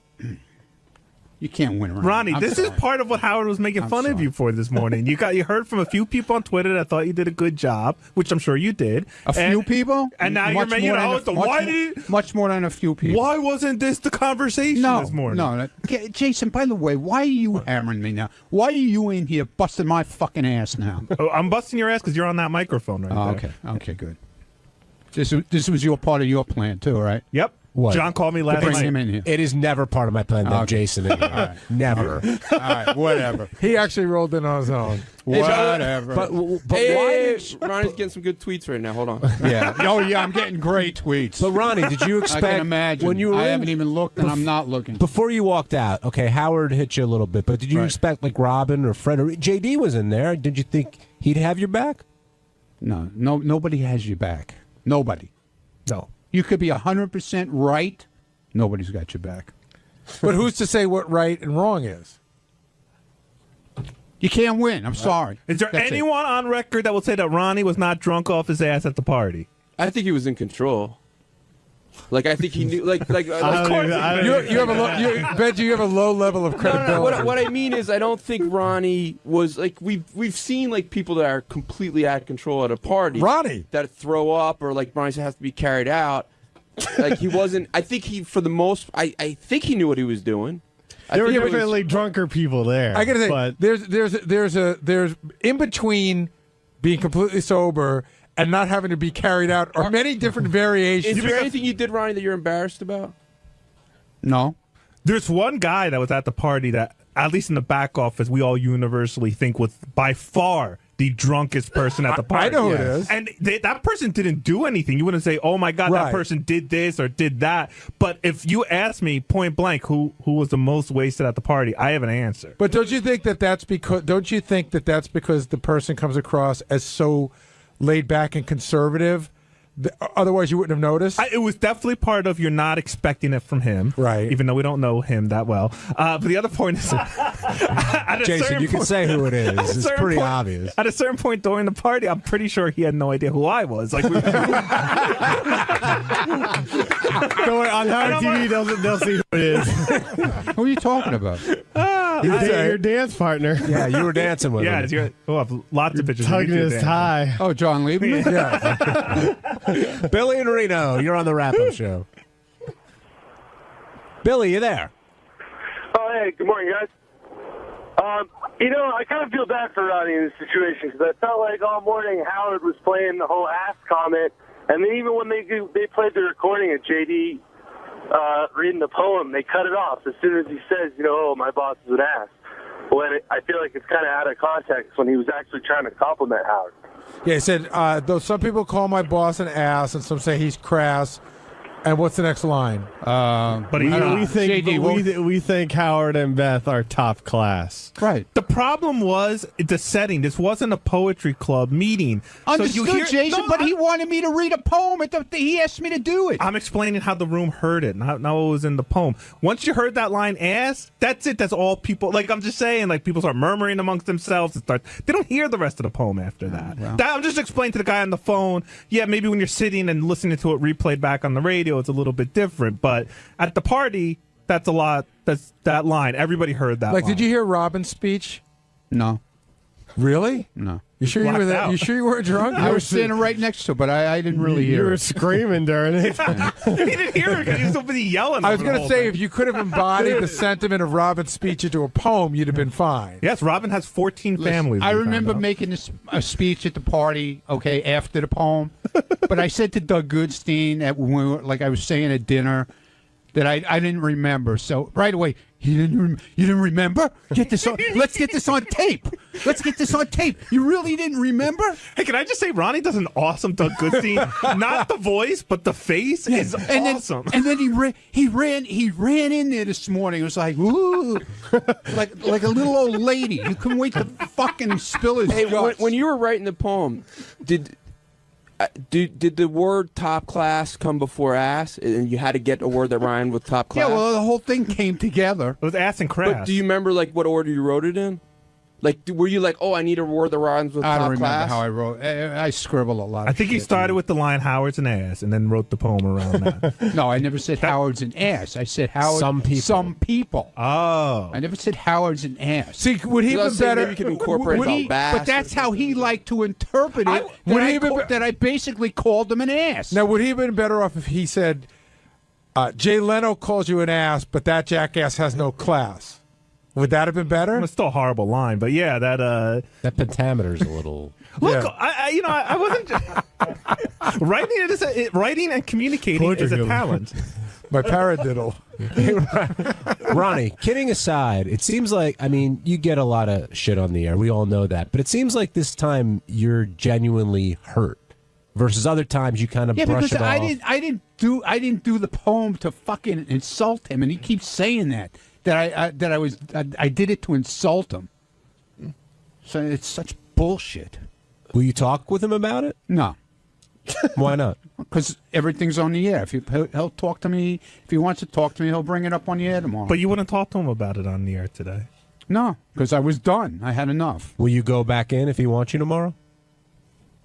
We'll see what happens tomorrow. I don't know. Ronnie, it seems the one you're most upset with is actually Doug. No, I'm not upset with Doug Doug. Z. I'm not that upset with him. I told him this morning, I said, we went out to dinner the other night, and you just can't go out. You can go out. No, you can't. Not with you, dude. Not with you. Because every time we go out, it's like it's a fucking TV show for you. What do you mean? You broke news to me. I knew this was going to happen today. Yeah, I knew it was going to happen because I told you. I didn't know about it, but I did know about it. You told me 2 weeks later. And I wanted to just see what the fuck you were going to do. You told me. Right away, can I put this on my camera phone? I got your reaction. That's what I do. Things don't only happen in the studio. Do we cover you all over the place, all over the country? But this Is that out of the studio? Yeah, Duh. yeah, because that's a booked appearance. No. I'm talking we were about out for a social dinner with girlfriends, wives, or whatever, and to you, there is no in between. It's always a TV show. That's right. The show's always on. Good. It should be for you well, too. Then you know what? But we're next talking time, about next I like time Doug's you attitude. make what? I like Doug's attitude. No, you wouldn't like it, Jason. If you're always the center of attention with this bullshit, you wouldn't like it. I would love it if I was Doug, the center of I don't attention. think so. Doug, if Ronnie said to you, don't invite me anymore. If Ronnie said to you, your hey, Doug, outside things. Hey, Doug. No, I'll stop, Ronnie. I know you're sensitive to it now. Yeah. I'll give you tissues next No, time. I don't need tissues. But if, I don't need tissues, dude. If this came up as it did in your dinner conversation, and Ronnie said to you, hey, I don't want a camera on right now, would you turn it off? Or do you know? Yes, I would. No, you I wouldn't. would. No, and you wouldn't. And just so you know, the 10-second clip of video that I shot that we're talking about of saying when I took out the thing on the cell phone, I said, "So Ronnie, you didn't know about the you made a speech. I just wanted to get his reaction because I know it was going to come up today." That's it. It's 10 seconds. I won't even use it. I'm going to erase it. I'll erase it right in front of your face. How about that? How about it? Well, I wish you. I wish the pace was more like you. Can I tape you erasing it? Yeah, but did he? Would he erase it? No. But I'll show it to you guys first if you want to see Hey, it. Ronnie. No, I won't, Ronnie. But the I'll big erase it thing if was, you I don't thought want. was, which was interesting. So you say Ronnie says he didn't remember. It was like virtual. I guess what's described as a blackout. And Ronnie, you're saying you were just that was a joke.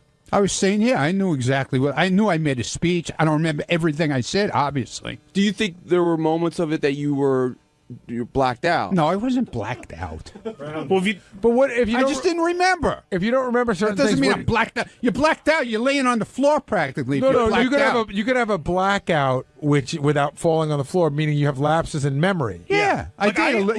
I didn't remember. I didn't remember saying about what you. Right, the new wife thing. But see, that's a blackout. Okay. All right. Yeah. No, it's not remembering. Maybe it's early Alzheimer's or something? Yeah, maybe. Early old Maybe timers. it is. That's low. Is it really early? Gary, is it fair funny, for man. Ronnie to complain about Doug always having the camera on, or is that part of the bargain you make in being part of the show?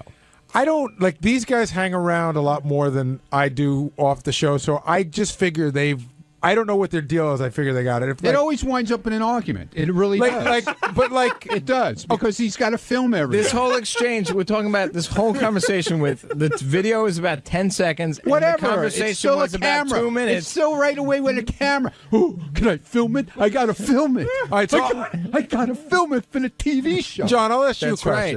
right. And we like to film you all over the place. We'll stop that if you want. But that's. But I'm saying one thing has nothing to do with the other. You're missing the point. I'm saying you're missing outside the point. at your appearances, we shoot you all over the place, not just at your club at the you appearance. don't. Yes, we do. We go out. We have cameras. Sometimes we'll do other things. We'll take you around and about.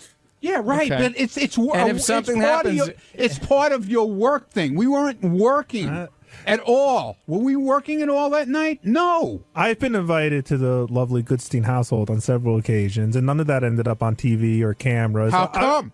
I don't know. But Ronnie, do you think it's personal? It sounds like Doug said before he taped. He said, "Can I tape this?" Right? It's like I'm fucking Doug's clown or something. Oh, You're not my personal. clown. Yes, See, it is. I knew it.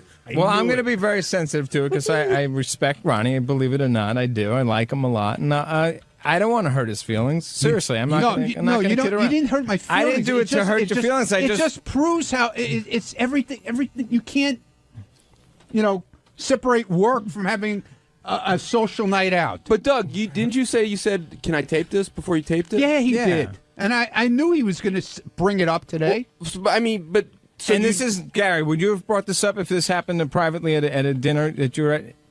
Yeah, I think I would. I wouldn't have needed to tape it because my word is worth it. But I get what you were going for. I certainly would have brought it up. That Ronnie didn't remember totally. Do you feel like Doug has you on a string in some kind of way, Ronnie?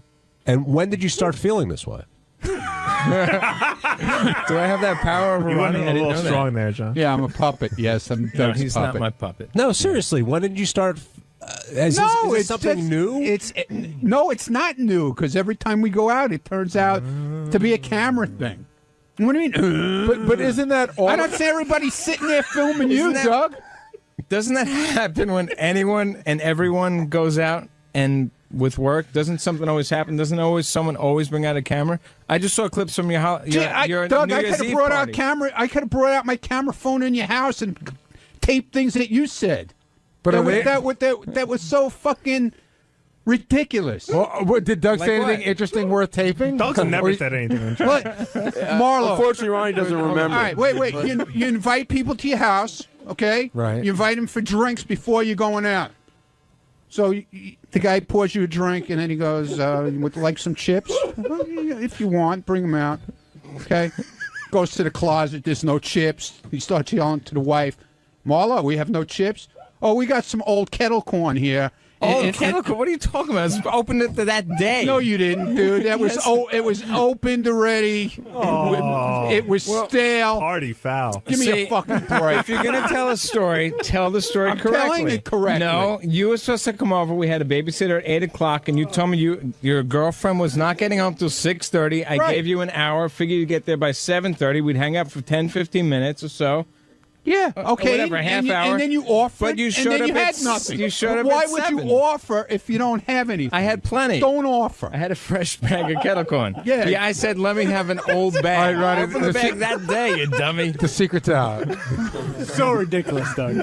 I know, he really got me there. Did you realize there was such angst between the two of them? I didn't even know they hung out. I swear to God. No, we hung out. And We we have a hang good out. time. We We have a hang great out time. all the time. But you know what?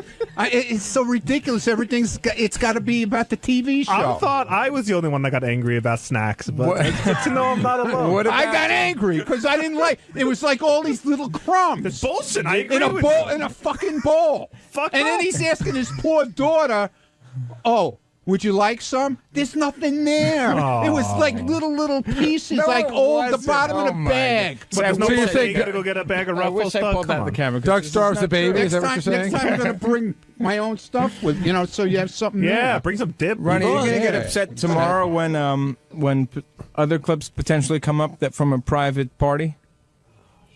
What? I think he's talking about what There's you New shot Year's at your Eve New Year's parties. Eve. I party. didn't shoot anything. See, I didn't. I wasn't there, but other people did. No, but people asked me. They asked me in advance, "Is it okay?" And I said, "Yes." But Doug asked Speaking you of too, spending- though. Yeah, but I knew. I said yes for a reason, just to see what was going to happen. Oh, that was smart. See what happened? Yeah, I see what happened.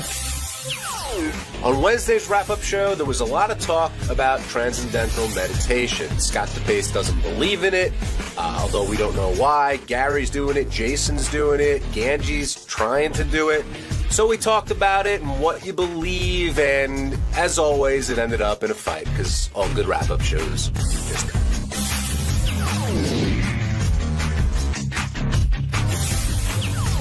We should start off, since we have Ganji here, with the whole TM thing. And I asked 𝗻𝗍𝗍 to come down. I think he's going to in a little bit. But it seemed that conversation, first of all, page 69 is back. Some people are excited. Some people are terrified. I know Will and Jason are very proud of it. And they Who does stories about them? Nobody. They have done stories about each other at times. But, yeah, you're right, Ganji. For the most part, it's all of us. I like But- to do page 70.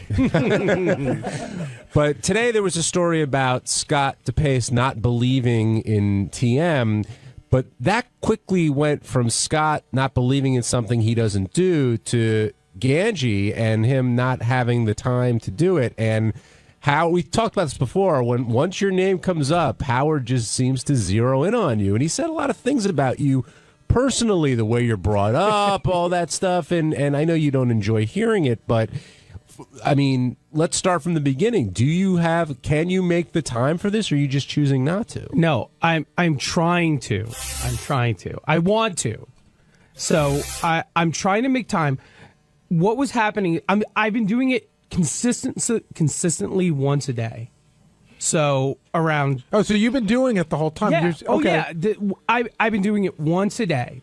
So I do it every day around like 7 o'clock at night. So I do it in my office before I leave work. So I've been trying to do it in the morning. My biggest problem is not getting up early enough to do it where it makes sense. So what was happening is I was getting up early and I was literally just moving from my bed to my couch and then re-falling asleep. So it wasn't like I wasn't getting anything out of it. I was just falling asleep in a different spot. Okay, so if you're getting up early, why don't you get up early, shower, eat, do all your stuff, and then try? Well, then I just need to get up a little bit earlier to do that. So, but you were getting up earlier to do it anyway. But I You feel just like I need to be up and like kind of like a little bit of little active before I. Right, Just so taking a shower is not going to make me not fall asleep on my couch. So before you did TM, what you got up in the morning, right? And then Right. what do you do? Wait, in the morning? Yeah, like you get up. Like before I did TM. Right. All right, I get up in the morning, I take the shower, and I'm out the door in literally like 30 minutes. Okay, so do all of that, but get up 20 minutes earlier, and then do TM after you get ready to go out the door. No, true. And the other thing was a couple times where I was doing it again, I was falling asleep, and then I was like late for work. So I'm don't you set a little time? They make a little app on your iPhone. I do, but I wasn't hearing it for whatever reason. I wasn't hearing it. Really? You're one of those guys? It takes Maybe TM was like putting 10 him in alarms. a trance and he couldn't hear it. No, Oh, it takes like you. 10 alarm clocks for me to get up in the morning, and if I fall asleep, sometimes I don't hear it. I don't. Yeah, So- did you hear they made a movie about you? What's The that? smartest guy in the room. Gary, everything you say, whenever you say something like that, you're the exact opposite. You say the exact same shit. Yesterday, you tried to tell me how Apple TV is the best thing there is, and I'm saying No, I didn't say it was the best Xbox. thing. No, I mean, but see, here's we're not going for to turn you, this. it's your way. We're not going to turn this into a big argument. You, quite honestly, I said Xbox is. I said Apple TV is really good, and you were more like, I use Xbox. You sort of discounted what I said. You're like I don't yours see is that. the greatest, and my idea was stupid. No, That's for me, because I didn't know, I'm not an hold Apple on a second. guy, I didn't know so- you. I didn't know anything about your Xbox, and so we were talking about using TV and how you can watch things around the house. Yeah. And I said, I got to tell you, Apple TV is the greatest thing. And he goes, yeah, I don't know anything about that. I use Xbox. It's I not- don't, like, he was it's sort not of what I downgrading. said. Yeah, it's I said exactly. I know a lot about that. I've used it at a friend's house, and I think the Xbox is better. That's it. Okay, now that you two have agreed to disagree once again. But Gary just doesn't understand that. He thinks, he finds there's no issue with with Will or whoever making fun of me for being mildly into religion. But yet you've got a view now on TM, and I can't make fun of that at all. I didn't say you couldn't make fun of it. Well, I didn't say Howard said it. I think it's interesting. Listen, by the way, you're not the only one. There's other people here who are, I will say, skeptical. You're just a loudmouth about it. But you're not alone. In other words, I'm not a loudmouth. I talked to one person, Doug Goodstein, about it, and then he yapped to Jason. Well, he then yapped. He on was Facebook. upset about it. I will tell you that Doug told a couple of people because he's a baby it's sort of and like you're needs to- trying to, but you're trying to try out this thing. I'm confused though. Why is Doug upset? Because Scott put it down. Doug can't do it now. I get it. I get it. When you're in a room with a bunch of people you deal with every day, and then somebody that you, I guess Doug respects on some level, tells you that what you're doing is stupid and gay and a waste of time and a dumbass nap, you start to, you're trying to find your way to do it in the first place. Now, I know Howard would say, "Oh, are you such a simpleton that Scott DePace's opinion matters to you? Just do your own thing." But it does weigh on you a little bit. Like, I know there's people here that aren't doing it, that think it's dumb, but they just don't say it to me. Can I watch you do it? Sure. I mean, there's nothing. Did you refer to Will it you as a watch? dumbass nap? Yes, you have. You did to me too. Maybe. It sounds like something I would say. Yeah. But what about what Howard's saying? How could you not believe in something that you haven't tried? Well, I would say the same thing to him. He has not tried religion or Christianity, right? I mean, I think he has. Actually, he has. No, I think he's tried Christianity. No, but he's tried religion. Well, not Christianity. Maybe That's Christianity. You should know what you're into. Yeah, he's into something different. Christianity. Christianity. Did I say It's it wrong? Richard Christie like 5 times. Christianity. That's right. That's it. Anyway, yeah. So I don't understand. In other words, I'm just simply saying that I agree. If it works for him, that's great. But don't make me out to be foolish or. But nobody because did. I don't believe it. But see, nobody did. What happened was you were making Doug out to be foolish for trying it. Doug and I said- are friends. I'm making. See, that's a deflection. And then, but you're just and then saying Howard says, "Well, you've never tried it. You don't know." You just said, "Hey, if I'm into religion, don't mock me for being into religion." But then Doug tried TM and you mocked him for it, and you're like, "Well, that's just me being fun." But Howard and Will do mock me for, or they did once. I'm not Yeah, I even don't Mr. remember that. Religious. Yeah, but, I don't think of you as very religious. But it became that I was stupid because I happen to believe in God, and that evolution perhaps is one of God's things. Well, I'm having a vague recollection. Were you one of those guys who doesn't think that evolution should be taught in school? I couldn't remember. No, it came up around that. I just said that I'm not willing to believe that a bang created all this thing. I think God is behind stuff, and that's it. I believe if there is evolution, I could care less if there is. If there is evolution, I think God is behind it. That's it. That was my simple statement that somehow made me out to be crazy. And I would just like to say that Howard basically said the same thing today, that since I don't believe in his way, that... But let's get to the core of it, because I just asked you about it. You just said, hey, don't mock me for being into religion. And then I said, well, why'd you mock Doug for trying TM? And you go, oh, we're just kidding around. Listen. But you just said, what if, how do you know Will and Howard weren't kidding around with you for the sake of the air? Well, that could be, but But you can't have it both ways. Of course, and Howard can't either, right? No, I'm talking about Howard you. can't Hold on, either. I'm talking about Well, you. I'm talking about Howard. I know, but I'm talking about you. How is Howard having it both John, what do ways? you feel about it? Why don't you do it? What, TM? Yeah. Because it's not for me. How do you know? You haven't tried it. Because I've talked with Gary and other people about it, and I respect that they're doing it, but ultimately, it's just not for me. I sit in front of I sit in front of a TV for hours. That's my TM. Okay, I get away that way. Yeah, and I get it from golf. I don't need. But I'm not saying I don't believe in TM and it doesn't work for people. And it sounded like that's what you were saying to Doug and others. You make it like John says it's not for me.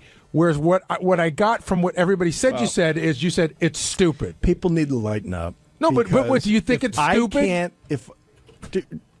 To me, it's something that I don't think I could use. I don't need it. That's fine. And that's fine. But do you So- think it's stupid? But amongst friends, yes, it's stupid. But why? Would I say it to Howard or But you even know? I think your religion is stupid. So what's the difference in what I said and what you said? And you've told me as much. So what's the difference? I have not. I'm not willing. I wasn't in on that conversation. Of course, you've said it in the past. Like, what do you believe?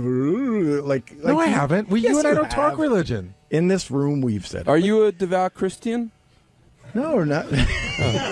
But I don't think, Scott. I do think it's ridiculous that you say I don't believe in it. With it doesn't. I don't think you know a lot about it, about the purpose is, that kind of thing. But we do that all the time about every single Thank subject you. here.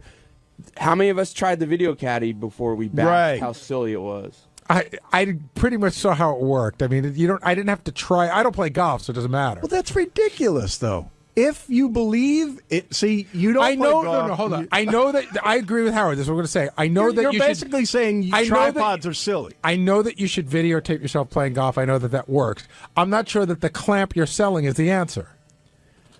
But it's one answer, that's but like not the saying answer. a tripod is ridiculous. No, there are just better tripods and clamps. But and, you don't and you're not want, and you can't don't want a tripod on the golf course. You jerk can't off. reinvent a clamp. I didn't reinvent anything. I made one and brought it to a market. That was it. So That's all I did. You're saying that you can call TM stupid with certain people because you have that relationship. With other people, you can't. So who do you have that relationship with where you feel comfortable saying something like that? Most people here, but Ganji and Doug. If Will came to me and said, "Hey, I'm doing this TM," I'd make fun of him for it. Of course. Who are you not afraid to give your opinion to? Who would you rather not give your opinion to? Well, I wouldn't tell Howard that. I don't think. I don't think I would. I don't think I would even say that to you. I think if we were riding up in the elevator and I told you I was doing TM and that was the first you heard of it, you'd probably chuckle. Inside, I would chuckle, and then I would tell you that I'm not into that. But we don't have that same relationship, Gary, Howard said when you first had the list of who was going to do TM, he went through every person and knew who was going to stick with it and who wasn't. That's right. Now, do you think were his and your assessments off? Did anybody surprise you? I guess Sal bailed early. Yeah, he thought that Sal would bail, and he thought that Ganji would bail. He thought that Jason and I would stick with it. And then how does he know that? Just a guess. It's not. I mean, he said on the air that Jason's disciplined. What the hell is? Who's he looking at? What do you mean? I mean, what's he? 300 now?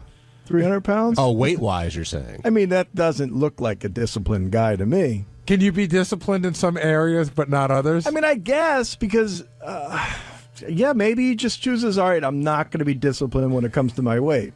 But everything else I'll be disciplined with. I don't know. Well, when he was describing everyone, he did say that about Jason. When he got to Ganji over here, instantly he knew Ganji wasn't going to do it because he can't stick with anything. Yeah, because of my weight. Yeah. He's basing it on my weight. Well, is Ganji disciplined? I don't know, man. I don't know who's. That's a no, by the way. Yeah, that's probably a no, yeah.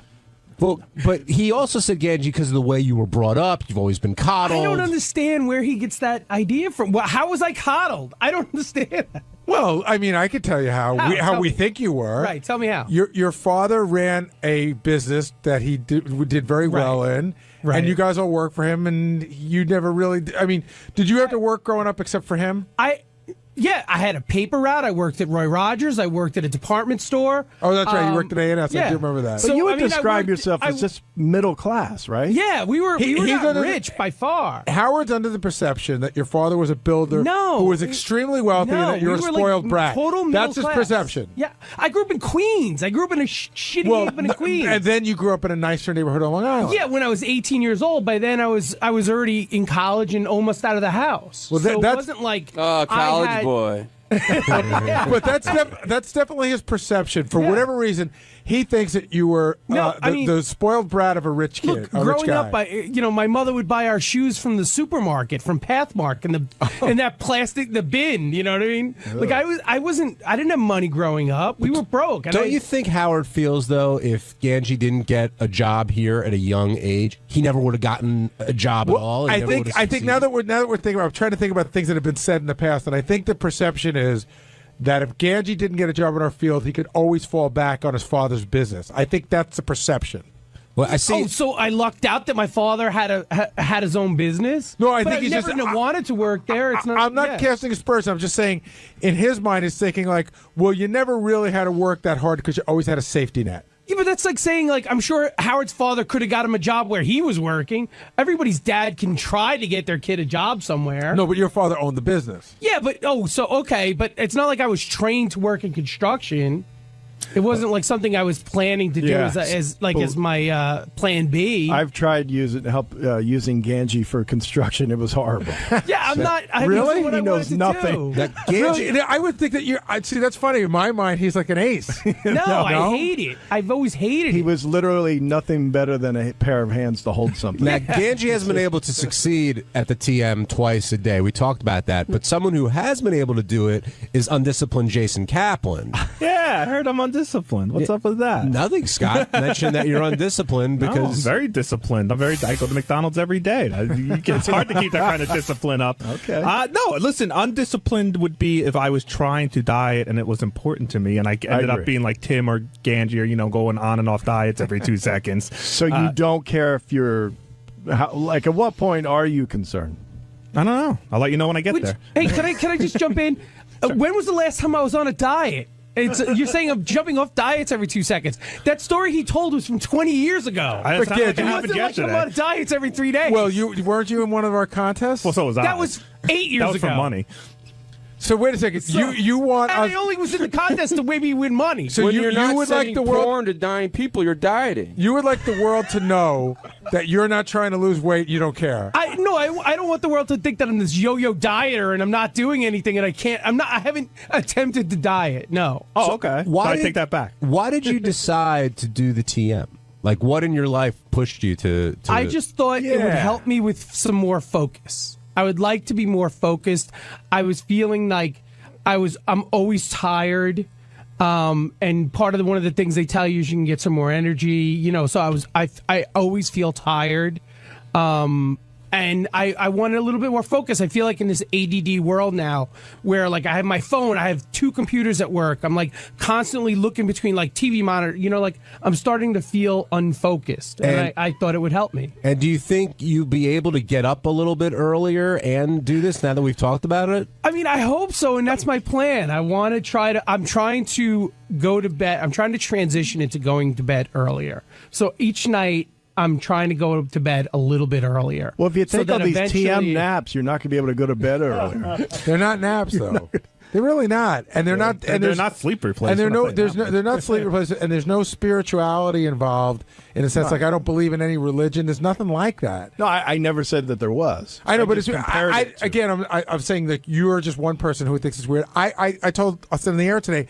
I find it difficult to talk about because people really think that we're in some odd cult. Describe it better, though. You get out of this and suddenly you're like, wow, let me take on But I the didn't day. say that. Or no, I'm trying to. I'll tell you. I'll talk about something that's. Are you talking about the benefits of TM? Yeah. I mean, Gary, something I talked about in the meetings. I'm on prescription medication for my acid reflux. I've stopped taking it. Wow. No, but that's just ridiculous. But why is it ridiculous? How could it have anything to do with your physical reflux? But it does. So you sound ridiculous. It does. So if I told you, do you think the Sarno stuff is bullshit? So hold on. No, do you think the Sarno stuff is bullshit? can't help you? Howard describes it, yes. Howard describes it, it'll cure all back pain and you know, it's the cure for everything, which is, I think, is just bullshit. It may help. There might be a certain case. I'm one of them. I can tell you right now. I went in and I was told to have an operation on my knee, which never happened, and I went to Dr. Sarno. So why can't this help Jason's reflux? Well, it is helping it. Well, let me just ask you this then. Yeah. Could it also have helped him to go golfing and relax that way? And then reflux would I don't think. I think it would be very. There's no proof that golfing cures acid reflux. Can I just answer for myself for 1 second? Real quick, Jason. Okay. I'm very stressed out. I've been taking pills since high school for my acid reflux. I do plenty of stuff to try and relax. I smoke a lot of weed. I jerk off. I watch a ton of TV, which is John's version of TM. I do plenty of. I'm not play golf, but I have my own versions of relaxing. None of them have shown any results. I have not changed my diet. I have not changed my exercise habits. The only change I've made in my life is TM, and I've stopped taking pills. Now, you can say, for whatever reason, that's fact. That's just fact. Maybe you didn't need them in the first place. Okay, well, I couldn't go a day without taking the pill until a month ago. John, maybe it'll cure your diabetes. What? Try it. TM? Yeah. John has a disease. I'm skeptical of that. I will admit that.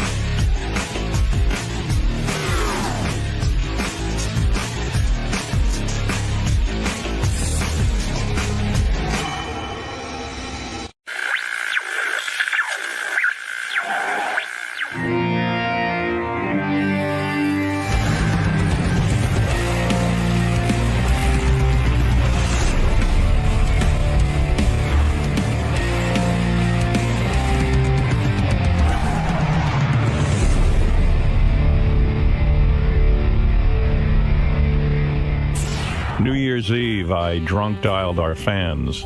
Really? Yeah, you didn't hear about, you didn't read any of the many articles on this? There were articles? Yeah, there were tons. I was out of the country. I'll tell you the story of how it evolved, this New Year's Eve of mine. Well, how could you drunk dial fans? You go on Twitter and ask them to give you their phone numbers. Oh, because I was going to say, I mean, you don't have their numbers in your phone. No, but I got them rather quickly. I hadn't been on Twitter in a while. Beth is on Twitter now more than I am. She has an account that is now verified because there are about 1 million fake Beths. And so she's on there, and she always reports to me this and that and the other thing. And, I just said, I should probably tweet something. So I tweeted a couple of things, but not much. I don't like tweeting because I get so much negativity, and I'm actually sensitive. You don't like being judged. You're now going to be a judge. Yeah, I didn't go on Twitter to be judged. I have this weird impression that Twitter is your fans want to hear from you, but yet on Twitter, if you say anything, it seems like it's mostly... You're evaluated. You're evaluated. People go, stop tweeting. You suck. Great tweet. Rotten Bad tweet. Yeah, too many tweets. Right.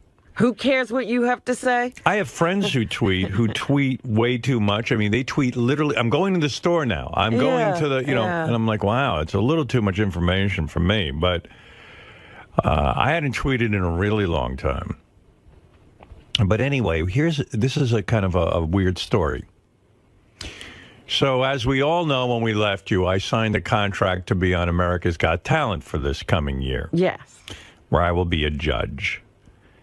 And so, one of the people that I spoke with at NBC, it's not called NBC anymore, it's NBCU. Yes, it's like a university. I thought they had opened a school. That's why I joined up with them. I see that they're no longer NBC.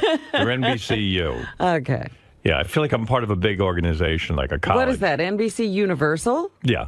Because Universal, I guess, bought NBC. I don't even know that. I'm so out of it. I don't follow all that bullshit. I used to. I used to be into all of it, and now I'm not. Well, we're out of that world. We used to be in the midst of it. Right. We're not in the midst of any Now world. you're back. You're back in it.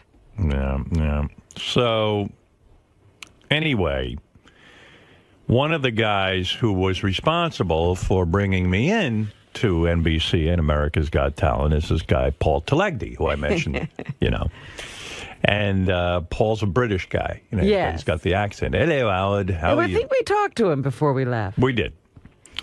There were a bunch of people, like Meredith R. and other people who were responsible for bringing me in, and, Simon Cowell and all that. It wasn't a single person's decision. It was a group decision, all the way up to the highest people at NBCU, including Steve Burke, everyone. Everyone was in on this decision. But so anyway, we went off on vacation. And leaving the news hanging in the air. Leaving the news hanging in the air. And the soap opera that's my life. And about 3 days before New Year's Eve, I'm not sure exactly when it was, about 3 days before New Year's Eve, my phone rings. And I got that service that forwards my calls. Yes, that wonderful service. So usually I just don't pick up the phone. But all of a sudden it said, there's a call from, and I heard Paul. So I knew it was Paul 𝗻𝗍𝗍. That's the only Paul you've got. Right. And I figured, well, maybe he wants to wish me a happy new year because I'm his new guy at America's Got Talent. Who knows? Come on, Howard. Yeah. It's you. Well, it was Paul anyway. So I picked up the phone and I go, hey, Paul, how you doing? Happy New Year. He goes, Happy New Year to you. So I said, Paul, by the way, I'm really glad I signed up. So he called you and you took over the conversation. I did. Well, he said, hey, he says to me, he gets on the phone and he goes, hey, I just wanted to tell you, I heard you were saying a lot of good things about me. And I said, Paul, who would ever say anything bad about you? I'm a charming guy. What am I going to say? You know what I mean? What is there to say bad about you? I said, Paul, who would ever... I was like, wow, okay. But tell me some bad stuff. I go, Paul, who would ever say anything bad about you? He goes, well, that's very nice of you. He goes, I'm just thrilled. I just wanted to tell you that I knew you had said some things. And I said, Paul, first of all, I'm really excited about being on America's Got Talent. And if it wasn't for you, I probably wouldn't be doing it. You were very, very convincing and blah, blah, blah. And by the way, what do you think of the publicity? I think it's been fascinating how many people are talking about this. And he says, well, I'm glad you're happy with the publicity. Oh, dear. So I'm thinking to myself, Paul's being really weird. Like, what does he mean? All of a sudden, the wheels start turning in my head. I realize I'm not talking to Paul 𝗻𝗍𝗍. Who are you talking to? Paul McCartney. The Beatle. What? Yeah. So I realize it's Paul McCartney. I go, Paul, wait a second. Is this Paul McCartney? He goes, why, yes. He goes, Howard, I feel funny saying Paul McCartney. I just said Paul.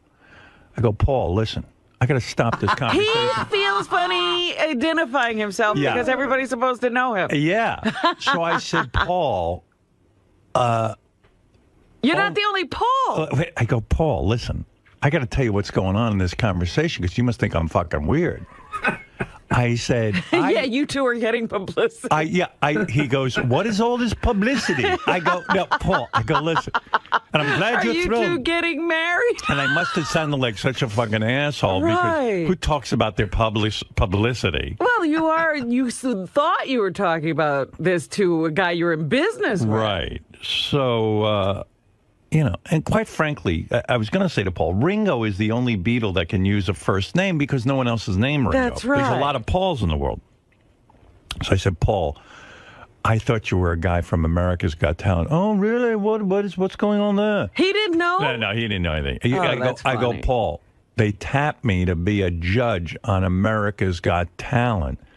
Oh, I said, you know, it's this thing I'm doing, and there's a guy named Paul who has a British accent, and I thought it was. I don't think he fucking knew what I was talking about. He's lost in this conversation. He didn't know. But well, what was Paul calling about? Paul was calling because he had heard that I had said some things about him. He was thinking. I realized what it was. I thought it was I was talking about his Linda's photography book. I think when I was playing the song "Ooh You," but I didn't remember what I had said or what it was, why he'd be calling me. But he was calling me with his wife. His wife I've met. They were calling to wish me a Merry Christmas and a Happy New Year. Uh-huh. That they just, you know, were thinking of me and they wanted to say hello. And he had heard you were saying some nice things. Right. Wow. So I can't tell you how exciting that was for me. Of course. Because I love Paul McCartney. I mean, who doesn't? You know, unless you're an asshole. Well, as you said, who could say something bad about Paul? Right, but I was talking about Paul 𝗻𝗍𝗄. Well, So- in that sense, it was a good sentence. So I turned to Beth afterwards. I said, "You're not going to believe who that was. That was Paul McCartney and his wife, Nancy." And I spoke to Nancy for a while. But wait a minute. Your phone said Paul, and Paul. he just said Paul. He said Paul. Oh. And I heard a British accent. Who the fuck is going to think Paul McCartney's calling them? Nobody calls me. Oh. My phone lays dead. He doesn't even think he should tell a recording, Paul. He felt like I don't it's know. not like he was talking to a person. Right. If he had said Paul McCartney, I would have been in business. Right. Well, anyway. Might have fainted, though. I got to tell you, I spoke to him for about 5-10 minutes about various things, various topics. He probably got off the phone and said, "Oh, I'm never calling him again. He's crazy." yeah." Well, no. Then it got normal afterwards, and we Okay. started chatting about a couple of different things, about what he was up to, and he was talking about a tour, and he is going to be doing some stuff during the year. And I said, "Oh, you know," I said, "Are you burnt You should out?" do America's Got Talent. Maybe you'll win. Yeah. Oh, you know what I said to him? It's funny you said. I said to him, "Hey, Paul, with some practice, you could win America's Got Talent. I'm the judge. I would vote for you." I also told that to Billy Joel, by the way. Is that right? I said, "Billy, go on America's Got Talent. You'd win." So he could probably use a couple of bucks, right? Why not? I don't know that Billy Joel needs money. He doesn't need money, but why not? It's never bad. So after I hung up, I was like really on a high. I said, you know, I said to my wife, that was really amazing that Paul, when I In was, your lifetime, yeah, who would ever think that Paul as McCartney a would call kid, me? Right. never, ever, ever dreaming that one day Paul McCartney would call your phone. Right. So anyway, fast forward New Year's Eve, my wife and I were alone. We decided not to go out. You know, and I was also, you know, I was busy with family and stuff. You know, there was all kinds of things going on. And so we sit down and we have some time to ourselves. And I'm talking to her and I said, you know, that call to that I got from Paul McCartney was unbelievable. I said, who could I do that for that I know? That you could just make somebody's day. Make somebody's day. So without missing a beat, Beth says, Marianne from Brooklyn. Wow. So I said, you're absolutely right. Marianne from Brooklyn has been the most loyal fan ever. And never asked for anything. Never asked for a thing. The others ask. Right? I said, and if I called her home and wished her a Happy New Year, I think she would really flip Oh, out. my goodness. Right. So I called Gary, and I got Marianne's number. The number Gary gave me must have been old because no Marianne. I got like, I don't know, like a doo-doo-doo. That number has been discontinued. You know, that's odd that we don't have her number. I mean, we talk to her almost every day. Well, yeah, but I called Gary back and I said, Gary, if you can, get me a good number on Marianne from Brooklyn because I do want to call her. So in the meantime, I'm sitting there and Beth says to me, well, who else can you do that to? Or something like that. And I just said, you know what I'm going to do? I'm going to go on Twitter and I'll ask people for their phone numbers and then I'll call them. And they would like it, I think. Mm-hmm. And she said to me, well, why don't you just tweet that you're drunk dialing? I said, drunk dialing? Who's going to know what that is? Evidently, that's a thing. What is drunk dialing? Drunk dialing is something you do, like when you get drunk, you call your old boyfriend or you call your old like girlfriend. Richard when he called and Right. told somebody he was peeing. You're right. He told JD, I'm going to fuck you. Or, you sexy bastard. Whoever he Will was, Murray, Will I Murray, love yeah, you. yeah. He was calling Will. So I was just like, drunk dialing. No one's going to know what I'm talking about. She goes, no, they'll understand. They'll send you their numbers. So I tweeted that I was drunk dialing, and if anybody wanted me to call them, send me their number. Well, I got numbers. Of course. Yeah. So I took one at a time, and I started calling people, And like the first guy I called, we were talking we have the loveliest fans. We truly do. I mean, these weren't the guys who write these hateful things. No, huh? You didn't find them. No, it was like one person after another was so great. There was all kinds of reactions. Some people were rather chatty. Some people were like, oh, okay, Howard, thanks for calling. Almost like they didn't put their own number up. There were some people who got very shy. They clammed up on me. And then there were just some people who were like, okay, and man. these were just phone calls. You didn't record them. You didn't. No. You just made the call. And after I made each call, I posted that I called the person so they know it was really me. Yeah. And then when I was done calling, I did a couple hours straight. Couple of hours. Yeah, I got to about 60 people. Wow. Some people I left a voice message to because, oddly enough, by the time I got to them, they were not even there. So in between, Gary gets back to me with Marianne from Brooklyn's phone number. I call her home, no answer. I call her cell, no answer. I leave a voice message on both. And then a few minutes later, I said, she's going to be killing herself. Right, that she missed these calls. Yeah, she was going to freak out. So later on, I called her and I got through to her and spoke to her. But it was really kind of a nice thing to do. It was really great. Sounds like a lovely gesture. And then Jillian Barbary also tweeted her phone number privately, and I called her, and I called Jeff Jarvis, who was on Twitter, saying that this was, again, a revolutionary thing, that no one's ever thought to do something like this. Yes, just like when you watched Private Parts with the fans. Right. So this was like, and like Beth goes, why has no one ever thought of this? I go, because they're not original. Or they're just lazy. They're lazy. They're not thinking. Right. I said, now everyone will be doing it. Well, I drunk dialed for an hour, then I ate some dinner, and then I drunk dialed for like 2 more hours. You had so much fun, you went back? Yeah, and we just sat on the couch. The cats were in our laps, and we were dialing people and calling them and saying hello. And it felt good, actually. Good. And our fans were great, truly great. Well, you know what? I think even those people who say rotten things would be great in person. They wouldn't be that mean. Yeah. Marianne from Brooklyn. Oh, my God, Howard. What can I say? I don't know how to thank you. She was coming in her pants. Oh, wait, Howard. Where were you, Marianne? I went to pick up Chinese food because my daughter's friends were getting ready for New Year's Eve, and my husband said it's going to be too crowded. I missed both calls, Robin. I was so bummed, you have no idea. Oh. How could it be that I missed Howard calling me?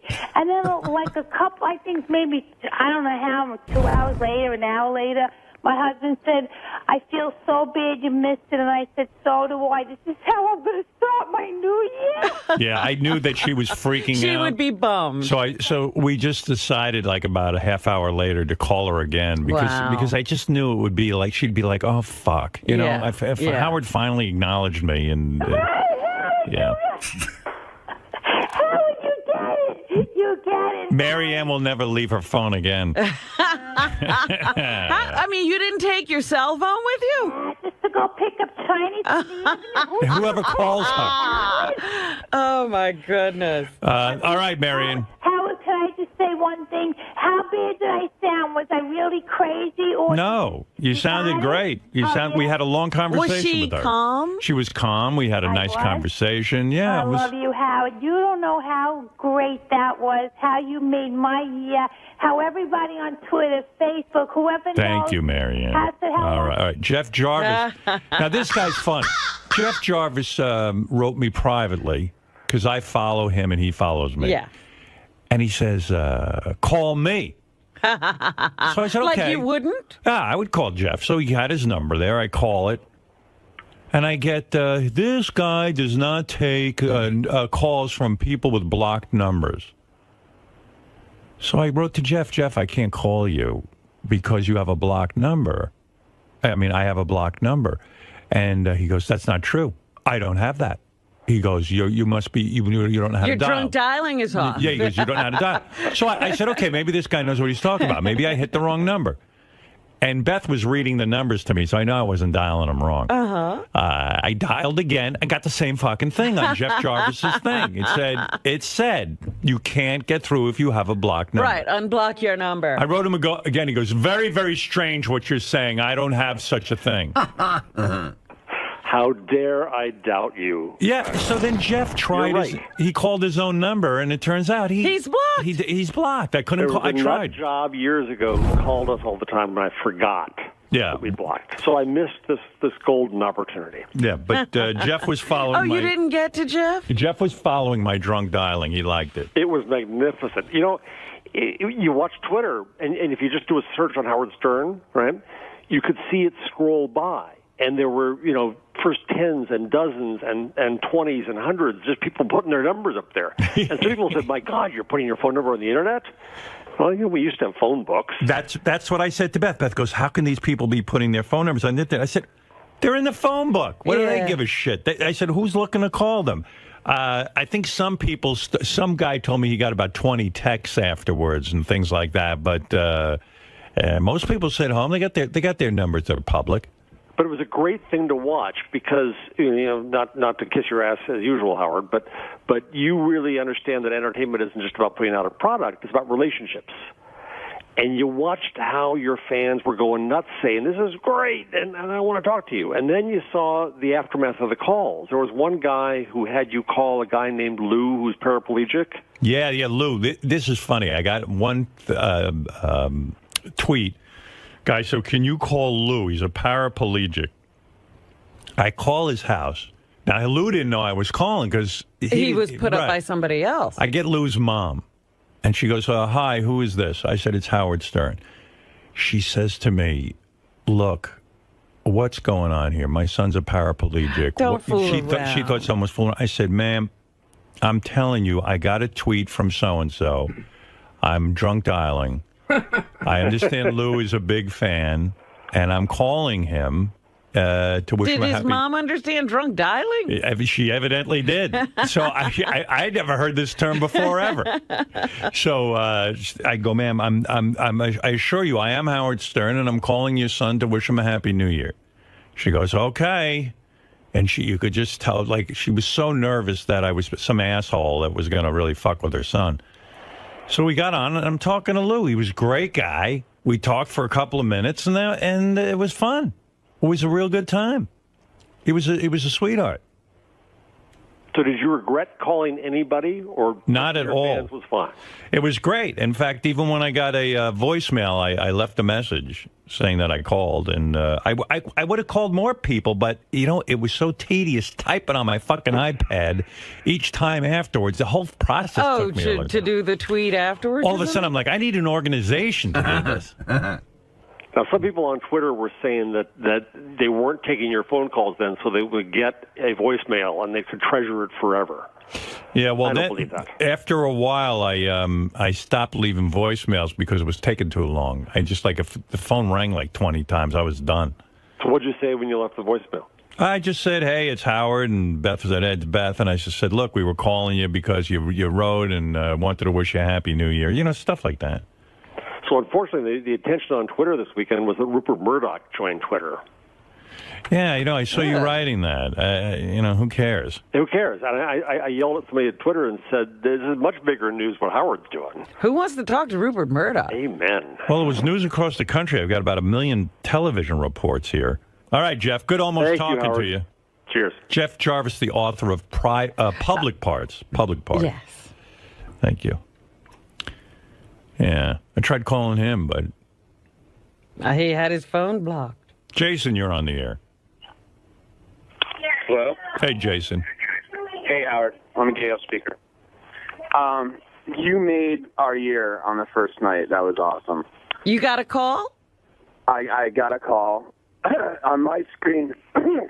Excuse me, I got a bit of Gary there. On my screen, I was the third one to tweet my number, and it was painful to see Howard post. I called this person, this person, this person, and just keep going by me. And then finally, we got the call. It was great. Yeah, I try to go in order because I figure a couple of people were really bold putting their numbers up there at first, you know.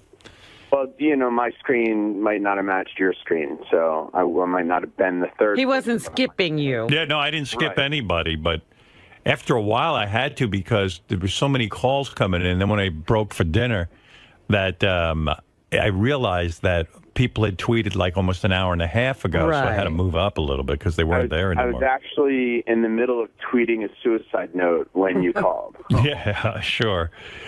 Well, anyway, Jason, it was good to talk to you. It was great. It was great. Thanks a lot. Later. Have a good New Year. You too. Happy New Year.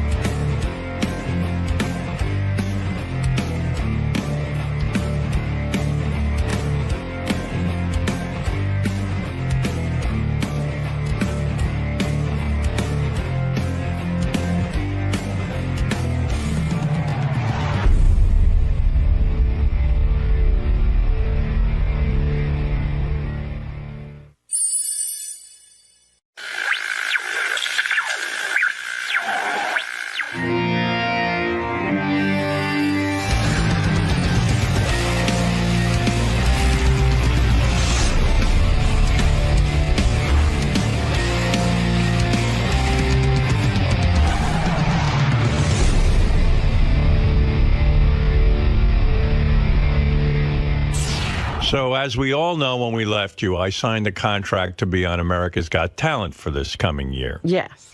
Where I will be a judge. There were a couple of things I thought over the break about that. First of all, you know you're going to be international. That's right. Of course I know that, Robin. I am? I mean, of course I am.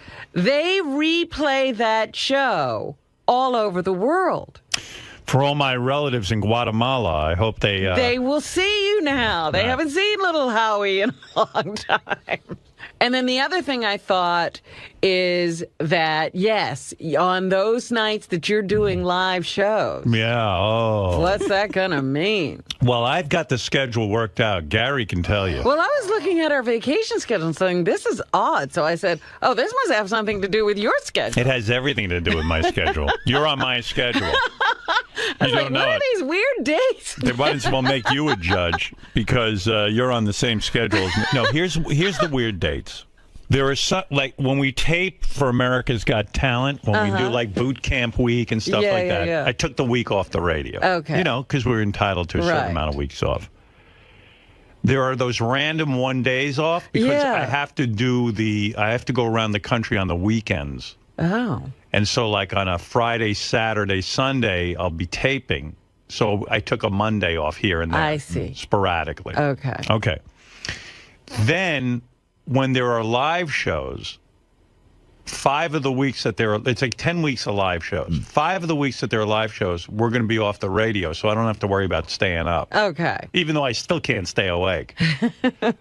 They might cut to me and I might be asleep. You stay on the same schedule pretty much no matter what you're doing. Like, there might be some really good talent, and my head is going to hit that buzzer, that X, and I'm just going to be like... Should we disturb Howard Yeah, well, what's and ask really him weird, what he thinks? when they were asking me if I would do the job, I wasn't being difficult, but I said to him, like, when you guys do those live shows, any chance you could start at like 5 o'clock?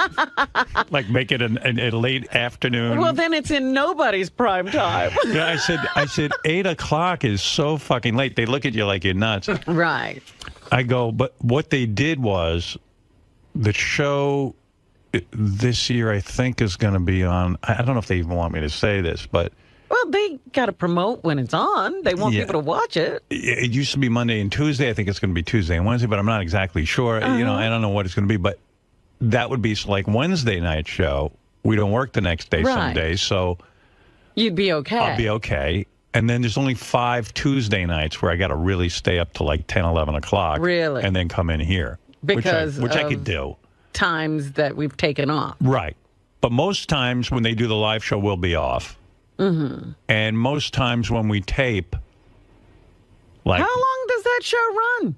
It's like from July to mid-September, and then there's 2 weeks off for the Olympics. Oh, so it's not... It's not a huge. long run. The only reason I'm going to be gone a couple of weeks is that they tape stuff in advance. Right. You have to do those trials, I guess. Yeah. Where you get all the contestants. Well, yeah. And you go to a bunch of cities. Yeah. But one of the cities is New York, so that's cool. One of the things I was wondering, because I just watched this interview between Oprah. You know, Oprah's back on TV. Yeah. They've got to find some way to get her on that network. Yeah. So now she's doing these weekly interview shows. Then she's going to do master classes, and she's doing some other special programming. So why didn't she just do her show? Yeah, that's what it's going to come down to eventually. She's trying every way she can not to, and eventually that's what's going to have to happen. Don't you hope that network really fails? I mean, I think everyone hopes so, right? The Oprah network, I hope, you know? I don't know whether I hope it fails. But anyway, I was watching Oprah with Steven Tyler. Right. And everyone is just giving him credit for reviving American Idol. Really? Yeah, I mean, the way Oprah carried on, it was like you gave American Idol a shot in the arm. The ratings were better than it had been in years. And, you know, you brought a whole new freshness. I mean, Oprah was carrying on about Steven Tyler. I'm telling you, you're going to wind up with Oprah. Yeah, and Steven doesn't even do, you know, like, I love Steven, but he doesn't even do that much, right? Well, you know, he sort of says he's Steven. Yeah. He says those crazy things that Steven says and flirts with the girls and all of that stuff. I could do that. That's so Steven. Hey, you look nice. Well, yeah, So anyway, I wondered if that had anything to do with your decision, you know, just seeing how it's changed, you know, America's perception of Steven. No, you know what? I don't really care about America's perception of me. Honestly, I don't. That didn't enter into it. I'll tell you what entered into it. I love the fucking show. And I enjoy watching the thing. And I said, well, it would really be weird for me to be a judge on one of these shows. Like, it would just look weird. The whole thing, like, even if I don't know if you've been following some of these newspaper articles. Oh my God. They put my picture next to Howie and Sharon, and it's really funny. Yeah. And I'm like, the whole thing just seems surreal to me. And I like the idea of being on network television. I think that that's just funny. I just think the whole thing is funny, that I'm a judge on America's Got Talent. Right. And it's like the NBC's #1 show and all that. But, I mean, the same kind of thing sort of happened when, you know, they were talking about J-Lo and Steven taking over the American Idol thing. It was like, can Steven Tyler really judge anything? Right. You know, what is Steven Tyler really going to say? Well, is it a good idea for Steven Tyler to even be doing it? Well, apparently, no matter what you do as a judge, it doesn't seem to affect anything because, when you think about it, Steven just says positive stuff. Right. And he even talked about how it kills him when people don't know they can't sing. Right. And, it becomes apparent that they can't sing. And when they look at him and say, what do you mean? My uncle says I can sing. He said it breaks his heart. Yeah, well. He can't even deal with it. Yeah, well, I mean, I think I understand what he's saying. I mean, I haven't done it yet. But, and I will tell people they can't sing or they can't juggle or whatever the fuck they do. I'm not going to sit there and stroke somebody who sucks. Yeah, yeah. I'm going to say, look, man, you don't have it. You don't have it. There's no shame. Most of us don't have it. I'm not sure what I have. You know what I mean? Well, is Sharon doing the show? Yeah, Sharon's doing the show. Well, when I last read, she hadn't said anything. Well, I'm assuming she's doing the show. I know Howie's doing the show. Howie was a definite. He's selling his house. He's selling his house and moving to New York. He's doing the show. Is he out of his mind? The show's only on for a couple of weeks. But yeah, it's not a year-round show. I got a feeling he was doing that anyway. I think so. Yeah. But, one of the things they announced, this was interesting. A newspaper article came out while we were on vacation that said Simon Cowell, who is the executive producer or one of the producers, they're going to add a fourth judge. Is that right? For glamour. They want some glamour on the show. Get 𝗦𝗁𝗲𝗄. Just put her on every show. I tell you, she's great to look at. Yeah, well, she's glamorous. Right. She's an idiot, but she's great to look at. There's so many things going on about this America's Got Talent. I would need 10 hours to tell you what's going on. 4 judges? Well, wait a second. So my first reaction was like, well, how could they not tell me that they're adding a fourth judge? I started to get all worked up about it. And then I said, asshole. That's what I call myself. I said, get a grip on yourself. I said, this is exactly why you joined America's Got Talent. Because you don't have to run it. I don't run it. It's not my show. I'm one of the judges. They want to add a fourth judge. It's great that they didn't call me. I don't want any responsibility other than judging. If they want to make a panel of 600 judges on that show, let them do it. I want to just be a judge and do my thing. Yes. I'll walk in like a gentleman, give them my opinion, and go home. So I said, this is what's great about this show. Yeah, you don't know what's going on now. They're planning the show. You have no idea. How many years have I said to you, after a full career of planning everything I do down to my burps, all of a sudden, I'm in a position where I can go on a show and not have to worry about the show. Well, that's what you would always say. You wanted a game show where all you have to do is host. Like Deal or No Deal. You know, I'll just read the questions, they'll answer, and I'm done. Even reading the questions might be too much. Have someone else read the questions. Yeah, just have me stand there and go, deal or no deal. and so, to me, I said, this is the beauty of the thing. Don't get worked up. Right away. What are you doing getting all concerned? Oh, Robin, I'm a new man. I went, and you know what? And then I started to think about it. I said, it'll be nice to have some glamour on the show. A nice hot chick sitting there. Why not? Bring in more people to the party. I mean, look, a lot of these shows who have 4 judges, it's too much. It's too long. You have to sit through a laundry list of that's opinions. My only consideration. Yeah. I mean, again, and I saw a lot of people's reaction was the same as mine. Now I got to watch this show. Right. And now you're going to make me sit through 3 other judges? I only want to hear Howard. You know what, though? I love Howie Mandel, and I'll listen to him. Right. But I don't care what everybody else is saying. Well, I just released. You understand? I said, this is beautiful. I don't have to worry about a friggin' thing. Somebody else is doing everything. That's right. No, I plan on going in and giving my opinion and leaving. And that's how they describe the gig to me. Like, you don't have to do anything else. You just go in and you give your opinion and then you leave. Right. They said you do have to sit around a lot while they set up each act, but not on the live show. No, because they get it What do they have? A couple of different stages or something? See, you think I'm an expert on this. I assume they do. Because they got to keep those shows going. Yeah, I can't wait to see what goes on. Because like sometimes when they have somebody come out and sing, you notice they move the judges out? No, I didn't know that. I sometimes see that. I wonder where I go. I don't watch the show. How could I see that? I see everything. I want to know where I'm going to be moved to. Get out of here. Get out. Move away. I think some artists don't want to appear to look like they're being judged. You know what I mean? These aren't artists. These are contestants. No, I'm talking about when they have like real singers on. Oh, that's when they move the judges out. Yeah, they probably need more stage. Yeah.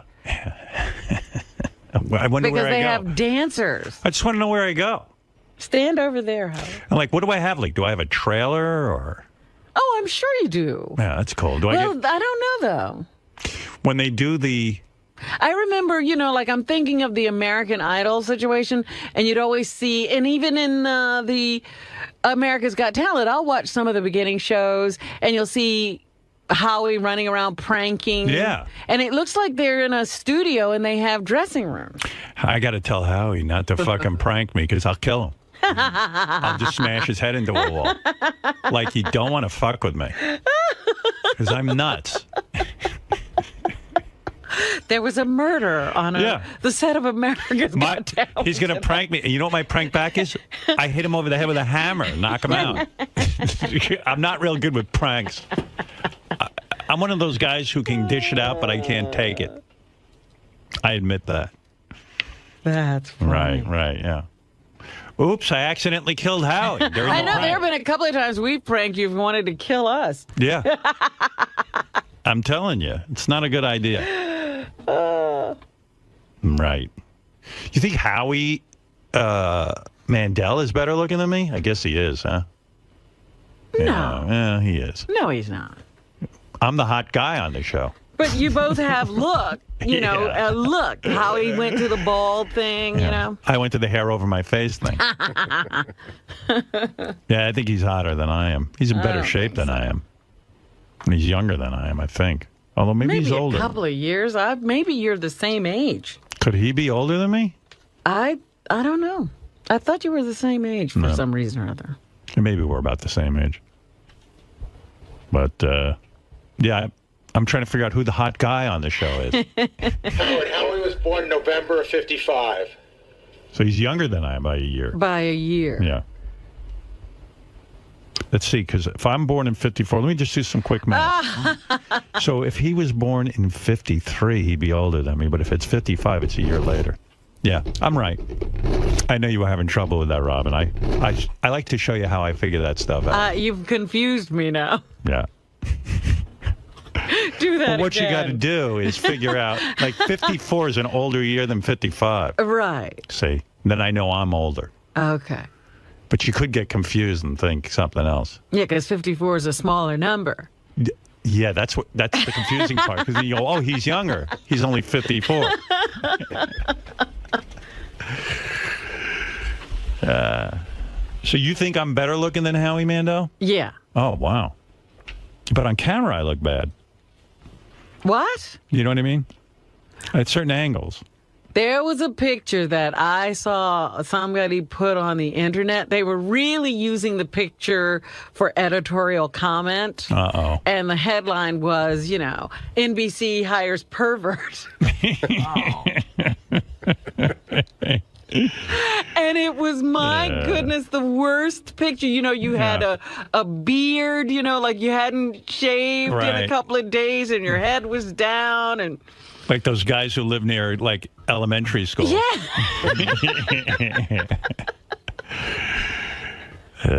Maybe I shouldn't have taken this job. That's what that was the one that hurt me. I was like, look at this. I was done with all this scrutiny. Being safely here on Sirius XM, kind of coddled and put away my nice little niche programming. Now all of a sudden... I think there's going to be such a turnaround. I see this being, like, huge. Yeah? Yeah, you're going to start doing commercials. Hey, that'd be cool. You're going to get endorsement deals. Yeah, I want to do, like a Pepsi commercial. Yeah. Hi, this is Howard Stern. You know what I like? Pepsi. This shit is fucking great. It's you wouldn't believe it. It's sugared water, and what we do is we start kids on it very young, and then they become obese. But who cares? I'm getting paid. You know what I should do? I should do cigarette ads. I'll bring those back. Hi. Do it during the show. Yeah, Live. I'm smoking. Just smoke during the show? You know, hey, a lot of us smoke. Especially you kids out there. We need you to smoke. There's a lot of jobs being lost in this country. Tobacco industry, great industry. All right. I'll endorse the most heinous product. Gary was asking me, he goes, don't you have to like go and do press with Howie and Sharon, like do press photos and the commercials? I said, not that I know of. I hope not. Like, well, of course you do. No, I don't. I don't have to do anything. I'm obligated to judge. That's what I'm doing. I'm going in there and I'm judging. Now, how do you think it will be? You're not going to do any talk shows. If I do, I'll do them because I want to do them. I'm going to go do, maybe if I'll do Dave Letterman or something. Like I'll do that, and maybe I'll do Matt Lauer's show. Just before the show starts. Yeah, maybe I'll do that. Now, how do you think it'll be if you do the show this summer and everything that we think will happen, you'll become big and you'll just transform the show? I am big. No, but bigger. But well, who needs to be bigger? I'm just saying, and so that's what. No, but the show becomes big. The show becomes big and because of you. Oh, okay. You know, a lightning rod. People want to interview you. People Magazine wants to put you on the cover, not the three of you, just you. Oh, okay.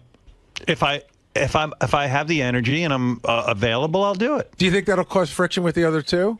No, they don't Who care. cares? They're so happy. Who cares if it causes friction? You can't because you got to go work with these people. You got to be out of your mind if you have any kind of friction on that show with anybody, because it's the greatest gig ever. But you guys are making it sound like You're telling me Howie Mandel will be. Piers was like the far and away judge of the show. Nobody really, said much about Sharon and Sharon and Howie are going to Howie. They got a great gig. They go in, they judge, they must pay him a bunch of money, and then they go home. I mean, what is to be unhappy about? What do they care if I get noticed? Listen, I had That's a career. all good for them. I had a career before Howie and Sharon. But it's all good. It's really good. You're talking very logically. People don't always think logically. I don't think let me tell you Sharon's going to something. have a problem. I have no problem talking sense to people. If anybody has a problem, they can come see me. I mean, Sharon sat next to Simon Cowell. She knows what she's doing. Right. Sharon knows how the game's played. What if Sharon comes back to my trailer and says, look, I'm going to be honest with you. Ozzy doesn't fuck me that much anymore. I need you to give it to me. Come on, Howard. Let's have an on-set romance. Come on, Howard. Come on, governor. Give it to me. Give it to me.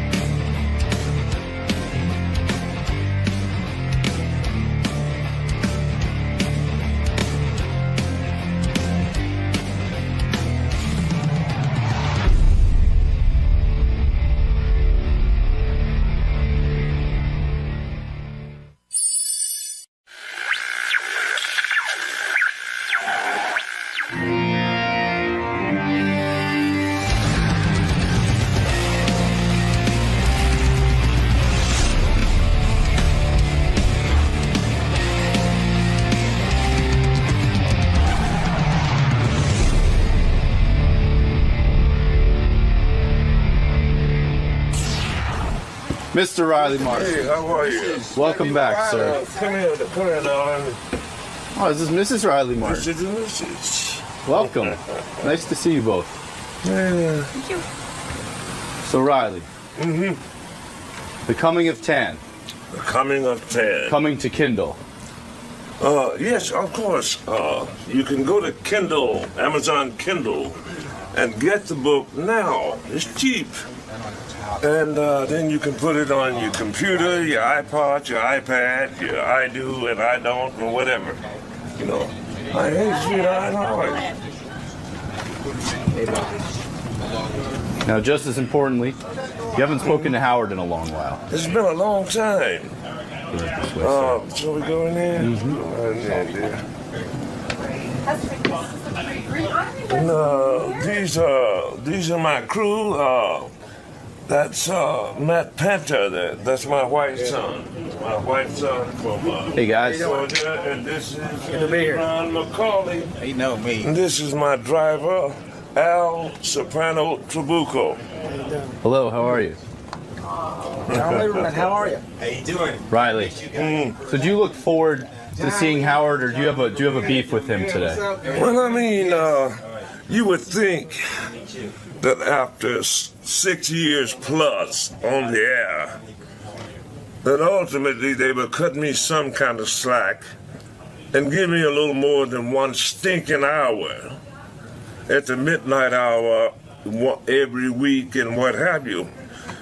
The show is very popular, and I think it's definitely a valuable asset to Sirius XM. And I have diligently, worked continuously. And I should think that it's about time now, simply because I don't think you'd have anybody else working for you for 7 years and don't even give them a cost of living break or anything of that nature. So I think that's rather shitty. You understand? Absolutely. Perhaps today you can really state your claim and Howard will listen to you. Perhaps today is the day. Let's say hopefully so. I wish the gentleman well. I consider him a friend of mine. Nonetheless, he has not reciprocated to me in all of this time. And I don't know why. I may be a bit abrasive at times, but as my wife can tell you, I have the most sweetest and dulcet personality that you're ever going to run into and all that. Heavens forbid that I should say something, like, hey man, why you being a cheap-ass Jew or something like that. Heavens forbid I should say that. Nonetheless, I look forward to talking to him today, okay? All right, Riley. Good luck today. Yeah.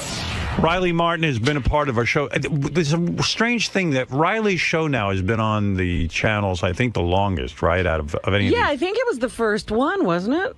Yeah, and it's weird because the show now has morphed into people just calling up and making phony phone calls to Riley. Yeah, nobody really listens to the babble about other worlds. Yeah, nobody, I think, cares about And aliens. the end of this one. I think everyone's heard that alien story a million times. So here's some samples of what's going on Riley's show. Here's Franklin in New Jersey. Hello, Franklin in New Jersey. Hey, guys. Happy New Year. Happy New Year, Franklin. Hey, I was wondering if you were going to address all these prank callers on the Howard Stern show tomorrow, if you're still going on. And I was also wondering if your New Year's resolution is to keep ripping people off and to keep sucking Iran and Matt Pence. Yeah, well, I mean, no, what I'm saying, but if that is your New Year's resolution, you keep doing that, son, but only do it with another adult, okay? Idiot. Next call. This is Gary in New Mexico. Hello, Gary in New Mexico. Yeah, I was thinking, for resolutions, you should really stop sucking Iran's cock. Yeah, right. And you should try to go and eat Carl Rose poop. Well, anyway, so, and it goes on all night. All right, next call. This is Roy in Texas. Hello, Roy in Texas. Hey, Riley. Hey, did you get drunk on New Year's Eve, or are you too busy drinking Iran semen? No, but you keep on doing that, son. But I'll just stick to my Miller Lite beer, okay? Idiot. Next call. This is Brad in Phoenix. Hello, Brad in Phoenix. Happy New Year, friend Riley. Happy New Year, Elon. Happy New Year, Brad. Happy New Year. I just had a question. Do the Biavians celebrate New Year's, or is it the same way that you do by sucking a bunch of turkey? Yeah, well, no, that's what you do. Oh, my goodness. So anyway, it's turned into quite the fun fest, that hour or so that Riley does. And anyway, here's Riley, and he has an entourage with him of about 6 people today. What? There he is. There's Riley and his gorgeous wife. Gorgeous wife. Anyone who thinks Riley can't get hot chicks is sadly mistaken. You are a beautiful, beautiful woman. You really and you are. look sane. Yeah, and you look normal and everything. I mean, hot. Wow, how does that happen? I mean, I would make love to you beautifully. I really would. I would. I would make beautiful love to you. Are you 100% human, or are you from another planet? No, I'm 100% human. You're 100% human. And how did Riley get such a gorgeous woman like you? Everyone thinks Riley can't get the beautiful. I mean, you're a beauty. Well, thank you, Howard. But right, Riley? I mean, really? Yeah. I mean, otherwise, Howard, miraculous things happen when you mess with